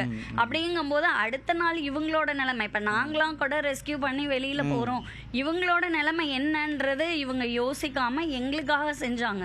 அதுலேயும் அந்த டியூஸ்டே வந்து இவங்ககிட்டயும் வந்து இருந்தது எல்லாமே தீர்ந்துருக்கும்ன்றது தான் எங்களோட தாட்டு. அந்த டைமில் தான் அந்த சத்துணவு அதை எடுத்து வந்து அதை வந்து பெரிய விஷயம். உருண்டையா செஞ்சு குழந்தைங்களுக்கு ஃபர்ஸ்ட் கொண்டு வந்து ட்ரெயின்ல வந்து ஒரு கம்பார்ட்மெண்ட்லயும் குழந்தைங்களை பார்த்து ஃபர்ஸ்ட் குழந்தைங்களுக்கு கொடுத்தாங்க. அப்புறம் ஏஜ்டு பர்சன், அப்புறம் தான் வந்து யங்ஸ்டர்ஸ் அந்த மாதிரி வந்து சர்வ் பண்ணாங்க. ஆனா அதெல்லாம் ஒரு பெரிய ஹேண்ட்ஸ் ஆஃப் ஆன ஒரு விஷயம். ஏன்னா ஒட்டுமொத்த கிராமமா அப்படி வந்து யோசிச்சிருக்கீங்க. யார்கிட்டையும் தயக்கம் இல்லை. அக்கா அப்படியே உட்காந்தே இருக்காங்க. அவங்கள்ட்ட கேட்போம், கொடுங்க. எனக்கா நினச்சிங்க அன்னைக்கு இவ்வளோ பேர் வந்து இன்னைக்கு வந்து புதுக்குடி மேலூர்னா தெரியாத ஆளே இருக்க மாட்டாங்க தமிழ்நாட்டில். அதுக்கு எது காரணம் நினைக்கிறீங்க? இந்த ரயில்வே மக்கள் வந்ததுனால எங்களுக்கு ரொம்ப இந்த புதுக்குடி மேலூருக்கு தெரியும். ரயில்வே மக்கள் வந்ததுனால இல்லை, நீங்கள் அவங்களுக்கு என்ன பண்ணீங்கிறதுல தான் நிற்குது. அது செஞ்சதை சொல்றதுக்கு எப்படி சொல்ல பாருங்க, அதான் கரெக்டு. எங்களா ஒருத்தர் அவங்க வெள்ளந்தியா இருக்கீங்கிறதுனால எங்களால் முடிஞ்ச உதவியை நாங்கள் பண்ணிக்கிட்டோம். ஆமாம். பொன்கிருஷ்ணன் பையன் சுரேஷ் தான் எல்லாத்தையும் ஃபர்ஸ்ட் எழுப்புனான். அவன் இல்லைன்னா எல்லாருமே யாருமே வெளியே வர முடியாது. பொன்கிருஷ்ணன் பையன் சுரேஷ் அவன் பேர். அவன் தான் அன்டைம் 1 மணிக்கு வந்து எல்லாத்தையும் எழுப்புனான். தண்ணி வருதுக்கா, எல்லாரும் வெளியேறிடுங்க, எது எது எடுக்கணுமோ அதான் இங்க எல்லாம் தண்ணி வருது. இது வந்து ஒரு தீபகற்பம் மாதிரி ஆயிடுச்சு. ஊரை சுத்தி தண்ணி, ஒரு தீபகற்பம் தான் அன்னைக்கு. அப்போ அவன் அந்த தண்ணிலையுமே வந்து எழுப்புனான், எல்லாரும் வெளியே வந்துருங்க, எது எது எடுக்கணுமோ. எதை எடுக்க முடியும்? அன்டைம் எதுவுமே எடுக்க முடியாது நம்ம. ஏன்னா முன்னாடி தண்ணி வந்து எங்க போறது நீங்கலாம்? அப்ப எங்க இருந்து? நான் எனக்கு என் வீட்ல அங்க தண்ணி ஆயிடுச்சு. அந்த வீடு அந்த பக்கம் இருக்கு. அங்க அவன் இங்க இருக்கிறவங்க எல்லாம் அந்த பக்கம் போயிட்டீங்க? இல்ல அங்க இருக்கிறவங்க எல்லாம் இங்க வர வேண்டியிருக்கு. நான் மட்டும் தான். அவன் வந்து சொன்னதுனால தான் அந்த சைடு வந்து முழுக்க கீழ லோல தண்ணி பின்னாடி வாய்க்கா தண்ணி எல்லாம் ஏறிடுச்சு. கடகடான்னு ஏறுது, ஒரு செகண்டுக்குள்ள அப்படி வருது. அதான் கதவை பூட்டிட்டு நேரம் இவங்க வீட்டுல தான் வந்து சேஃப்டியா இருந்தோம். ஏன்னா அவன் வந்து எழுப்புனதுதான் மெயின். புதுக்குடி மேலூர் மக்கள் எல்லாருமே செஞ்சோம், ஒற்றுமையா தான் செஞ்சோம். யாரும் தனிப்பட்ட முறையில செய்யல, ஒற்றுமையா தான் எல்லாரும் செஞ்சோம். ஏன்னா முதல்ல வந்து இது உண்மைதானான்னு தெரியல எனக்கு. ட்விட்டரில் இன்பாக்ஸில் ஒருத்தர் முதல்ல போடுறாரு, இது மாதிரி ஒரு ட்ரெயினில் எங்கள் பெரியப்பா மாட்டிக்கிட்டு இருக்கிறாரு, எப்படியாவது காப்பாற்றணுன்றாரு. ஆனால் அதை உறுதிப்படுத்த முடியல. இப்போ இவங்ககிட்டேருந்து ஃபோன் வந்த பிறகு தான், பேசின பிறகு சொல்கிறாங்க, சூழல் சொல்கிறாங்க. அதுக்கு பிறகு மாநில அரசில் இருக்கிற அதிகாரிகள், மத்திய அரசில் இருக்கிற அதிகாரிகள் எல்லாருக்கும் எல்லா கட்டத்திலையும் முயற்சி பண்ணுறோம். பட் எல்லாரும் ஜெனுவன்லி முயற்சி பண்ணாங்க, ஆனால் ரீச் பண்ண முடியல. மனித உருவில் பல முறை இப்படி தான் வருவாங்கன்னு நினைக்கிறேன். எப்போ தேவை இருக்கோ அப்போ வந்து பால் பவுடர் இருந்துச்சு, பட் எங்ககிட்ட எதுவுமே இல்லை, கேஸோ எலக்ட்ரிசிட்டி எதுவுமே இல்லை. ஸோ அந்த டைமில் வந்து எங்கள் எஸ்ஆர்எம் வந்துட்டு என்ன பண்ணாங்கன்னா காட்டனை வந்து ஸ்பிரிட்ல சோக் பண்ணி ஃபயர் பண்ணி பால் ஃபுல்லாக காய்ச்சிட்டாங்க. ஃபுல்லாக காய்ச்சி பீடியாட்ரிக்ஸு மதர் ஃபீட் பண்ணுறவங்க எல்லாத்துக்கும் கொடுத்துட்டாங்க சார். அந்த வெள்ளத்தில் எப்படி மேனேஜ் பண்ணீங்க? டாக்டர் சொல்கிறதெல்லாம் பயங்கர இன்னோவேட்டிவாக இருக்குது. இப்போ வந்து நம்மகிட்ட பால் காய்ச்சறதுக்கு கரண்ட் இல்லை, வேறு எதுவும் இல்லை. பாக்கெட்டு பிஸ்கட் கொடுத்தோம், அவங்களுக்கு பத்தலை சார். சரி. அதுக்கப்புறம் ஹெலிகாப்டரில் வந்து பிஸ்கட்டு பன்னெல்லாம் போட்டாங்க. அதை எடுத்து எல்லாரும் அவரவர் வாட்டுக்கு எடுத்து கொண்டு வந்து ஒரு இடத்துல சேஃப்டியாக வச்சுட்டாங்க. சரி சரி. வச்சதுக்கு பிறகு எல்லா பேஷண்ட்டையும் கூப்பிட்டு கரெக்டாக எல்லாத்துக்குமே இப்போ வந்து கொடுத்தோம். கொடுத்துட்டு அப்புறம் பால் வேணுமே அப்படின்னு சொல்லும்போது கொஞ்சம் காட்டனில் செங்கல் மொட்டை மாடியில் கிடந்தது, 2 செங்கலை வச்சு ஒரு அடுப்பு மாதிரி செஞ்சு ஒரு பிரதர் வந்து ஒரு கரண்டியும் ஒரு ஈயப்பானையும் கொண்டு தந்தாங்க. அதில் தண்ணி கூட கிடையாது. அப்புறம் மழை தண்ணி கொஞ்சம் நாங்கள் சேஃப்டியாக பிடிச்சி வச்சுருந்தோம். அந்த தண்ணியை ஒரு அரிப்பு வச்சு அரிச்சு எடுத்து காய்ச்சி, அப்புறம் அந்த பொடியை நல்லா காய்ச்சி, சீனிலாம் கிடையாது, சும்மா பால் பவுடரை வச்சு பால் ஸ்பிட் காட்டன் போட்டு, அப்புறம் அந்த பிஸ்கட் போட்ட அட்டைப்பெட்டி இருக்கும் பாருங்க, அதுதான் நனையாமல் இருந்தது. அந்த அட்டைப்பெட்டியே பிச்சு உள்ளே போட்டு கொதிக்க வச்சு எல்லாம் அப்படிலாம் உதவி செஞ்சோம். ஸ்பிரிட் காட்டன் வச்சு தான் நெருப்பு பற்ற வச்சிங்க? பற்ற வச்சோம் சார். மத்தியானம் பிள்ளைகளுக்கு அந்த பாலை கொடுக்க முடிஞ்சிச்சுன்னா ஒரு பெரிய மனசு நிறைவா இருந்துச்சா? மொட்டை மாடியில் போய் எப்படியாவது பற்ற வச்சு அதை கொதிக்க வச்சிடணும் அப்படின்னு சொல்லி செஞ்சு கொடுத்தேன் சார். Super super. இந்த ஊரில் எவ்வளோ வருஷமாக இருக்கீங்க நீங்கள்? என்னுடைய பேர் விவேகானந்தன் சார். வெள்ளங்கள் அதிக வெள்ளத்தை பார்த்துருக்குறோம். சரிங்கண்ணா. அவ்வளோ வெள்ளங்கள் வந்தாலுமே ஆற்றோடு போயிடும், வாய்க்காலோடு போயிடும், குளத்தோடு போயிடும். ஊர்களில் வந்து ஊர் உள்ள இந்த அளவுக்கு பாதிப்பை இதுவரைக்கும் எந்த வெள்ளமும் ஏற்படுத்தினது எனக்கு தெரிஞ்சு இல்லை. என்னுடைய வயசு 52 வயசு ஆகுது. இது வரைக்கும் அந்த மாதிரி ஒரு வெள்ளத்தையோ சேதத்தையோ நாங்கள் எப்படி சமாளிச்சிங்க? இந்த தெய்வத்தை தான் வேண்டிக்கிட்டே இருந்தோம், காப்பாற்றி விட்டா. காலத்தினால் செய்த நன்றி சிறிதெனினும் ஞாலத்தின் மான பெரிதும் சொல்லுவாங்க. செய்யாமல் செய்த உதவிக்கு வையகமும் வானகமும் ஆற்றல் அரிதுன்னு சொல்லுவாங்க. இதை நான் ஏட்டளவில் சொல்லி கொடுத்துருக்கிறேன், உணர்ந்திருக்கிறேனே தவிர அதை செயல் அளவில் அனுபவத்தில் நான் இன்னைக்கு தான் பார்த்துருக்கிறேன். எங்களுடைய மக்கள், அதாவது அரும்பசிக்கு உதவாத அன்னம் பிரயோஜனம் இல்லை. இந்த அரும்பசி பசியில் இருந்த மக்களுக்கு எங்களுடைய கிராமத்தினுடைய அன்னம் இன்னைக்கு பெரிதாக இருந்தது. அது மாதிரி சுற்றி வர தண்ணி இருந்தாலும் தாகத்துக்கு உதவாத தண்ணியால் எந்த பயனும் இல்லை. எங்கள் ஊர் மக்களினுடைய தண்ணீரும் அன்னமும் எல்லாரையும் காப்பாற்றியது. இந்த பேரானது, புதுக்குடி ஊரானது இன்னைக்கு உலகம் முழுவதும் ஒலிக்குது அப்படின்னா அந்த திருவள்ளுவருடைய வரியை நான் இன்னைக்கு அனுபவபூர்வமா உணர்ந்திருக்கிறேன். ஞாலத்தினும் ஆன பெரிது, வையகமும் வானகமும் ஆற்றல் அரிது. இந்த நன்றி உணர்வு அந்த ட்ரெயின்ல இருந்த எனக்கு தெரிஞ்ச அறத்துப்பால்ல இருக்கிற அத்தனை குரலும் இந்த ஊருக்கு பொருந்தும் நினைக்கிறேன். கண்டிப்பா கண்டிப்பா. நான் அதுல சொல்ல முடியாது நம்ம. ஆமா, நான் இதில் ரயில்வே வந்த மக்களுக்கு முதல்ல நன்றி சொல்ல விரும்புகிறேன். அவ்வளோ பேருமே நல்ல ஒத்துழைப்பு தந்தாங்க எங்களுக்கு. முதல்ல கொஞ்சம் நாங்கள் சாப்பாடு எங்கள் ஊரில் போடும்போது கொஞ்சம் நெருக்கிட்டு சண்டை போட்டு தான் அவங்க முதல்ல சாப்பாடுக்கு கொடுக்க வேண்டியது இருந்தது. கையில் இல்லை, இருப்பு இல்லை. அவங்க நம்மளுக்கு கிடைக்காதோ அப்படின்ட்டு முதல்ல வந்து வாங்கவும் இது இருந்ததுனால அப்புறம் அவங்க எல்லாரையும் சாப்பாடை கொடுக்கணும். நம்ம எல்லாருக்குமே உங்களுக்கு நாங்கள் கொடுப்போம், நீங்கள் கவலைப்படாதீங்க, நாங்கள் எங்கள்கிட்ட இருக்கிற வரைக்கும் நாங்கள் உங்களுக்கு சாப்பாடு தருவோம், நீங்கள் கவலைப்படாமல் வரிசையில் நின்று வாங்குங்க அப்படின்னு திரும்ப வரிசையில் விட்டோம். நாங்கள் எல்லாம் எங்கள் பசங்க தான், பசங்க ஒரு 5 பேர் தான் இருந்தாங்க. அந்த 5 பசங்களும் வெளியே விட்டு திருச்செந்தூர் முருகன் கோயிலில் எப்படி வரிசையில் நின்று சாப்பாடுக்கு வருவாங்களோ, கேட்டை பூட்டிட்டு திறப்பாங்களோ, அதே மாதிரி எங்கள் கோயிலில் நாங்கள் வரிசையில் விட்டு கேட்டை திறந்து சாப்பாடு கொடுத்தாங்க. ஒரு பையன் எலுமிச்சம்பழம் மாலை கொண்டு வந்திருந்தான். அந்த மாலையும் கொண்டு வந்து கொடுத்து இது லெமன் சாதம் கிண்டுங்க அப்படின்ட்டு அதை கொண்டு வந்து கொடுத்தாங்க. கோயிலுக்கு போயிட்டு வந்து எலுமிச்ச மாலையோட வந்தார். முருகன் அருள்.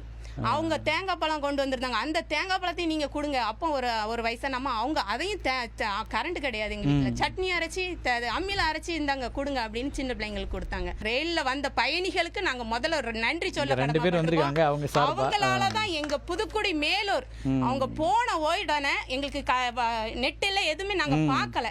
உடனே பேட்டி கொடுத்தல என்ன சொன்னாங்கன்னா, எங்களுக்கு நீங்க என்ன செய்யறீங்களோ இல்லையோ புதுக்குடி மேலூருக்கு நீங்க செய்யுங்க அப்படின்னு தான் அவங்க பதிவு பண்ணியிருக்காங்க.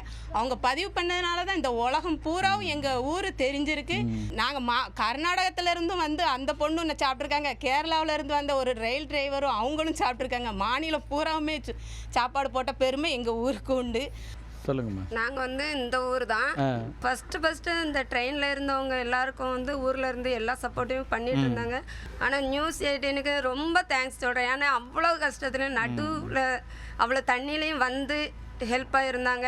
திருப்பி வந்து எங்கள் ஊரை வந்து இவ்வளோ தூரம் கொண்டு போயிருக்குன்னா அது இந்த சேனல் தான் ஃபர்ஸ்ட் ஆஃப் ஆல். அதுக்கு முன்னாடி உங்களை பார்க்க வந்தார்ல வெற்றி, ஹரி 2 பேரையும் நம்ம வந்து இப்போ ஆனர் பண்ணுவோம்.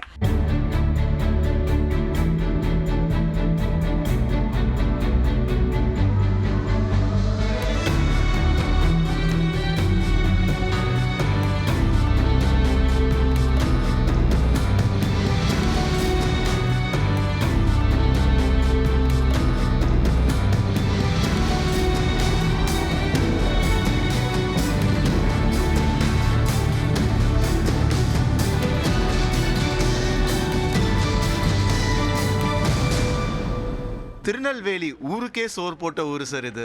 திருநெல்வேலி இந்த ஊரு, தூத்துக்குடி ஊருக்கே உப்பு கொடுக்குற ஊரு.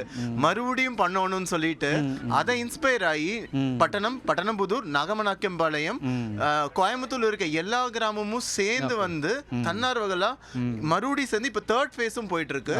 தனி ஒருவனுக்கு உணவில்லைனில் ஜெகத்தினை அளித்துடுவான்னு பாரதியார் சொல்லியிருக்காங்க.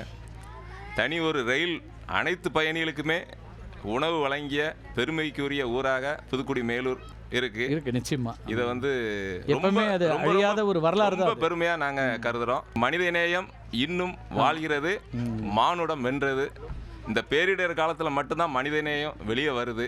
எந்த நேரமும் மனிதநேயம் வெளியே வரணும்னு புதுக்குடி மேலூர் மக்கள் நிரூபிச்சிருக்காங்க. நீங்க ட்ரெயின்ல பேசும்போது சொன்னீங்க, வெளியில இருந்தெல்லாம் கூப்பிட்டு எனக்கு சொன்னாங்க, நம்மளுக்கு இருக்கோ இல்லையோ. ஆமாம், எங்கள் ஊர் மக்கள் கோயம்புத்தூரில் இருக்காங்க, மெட்ராஸில் இருக்காங்க.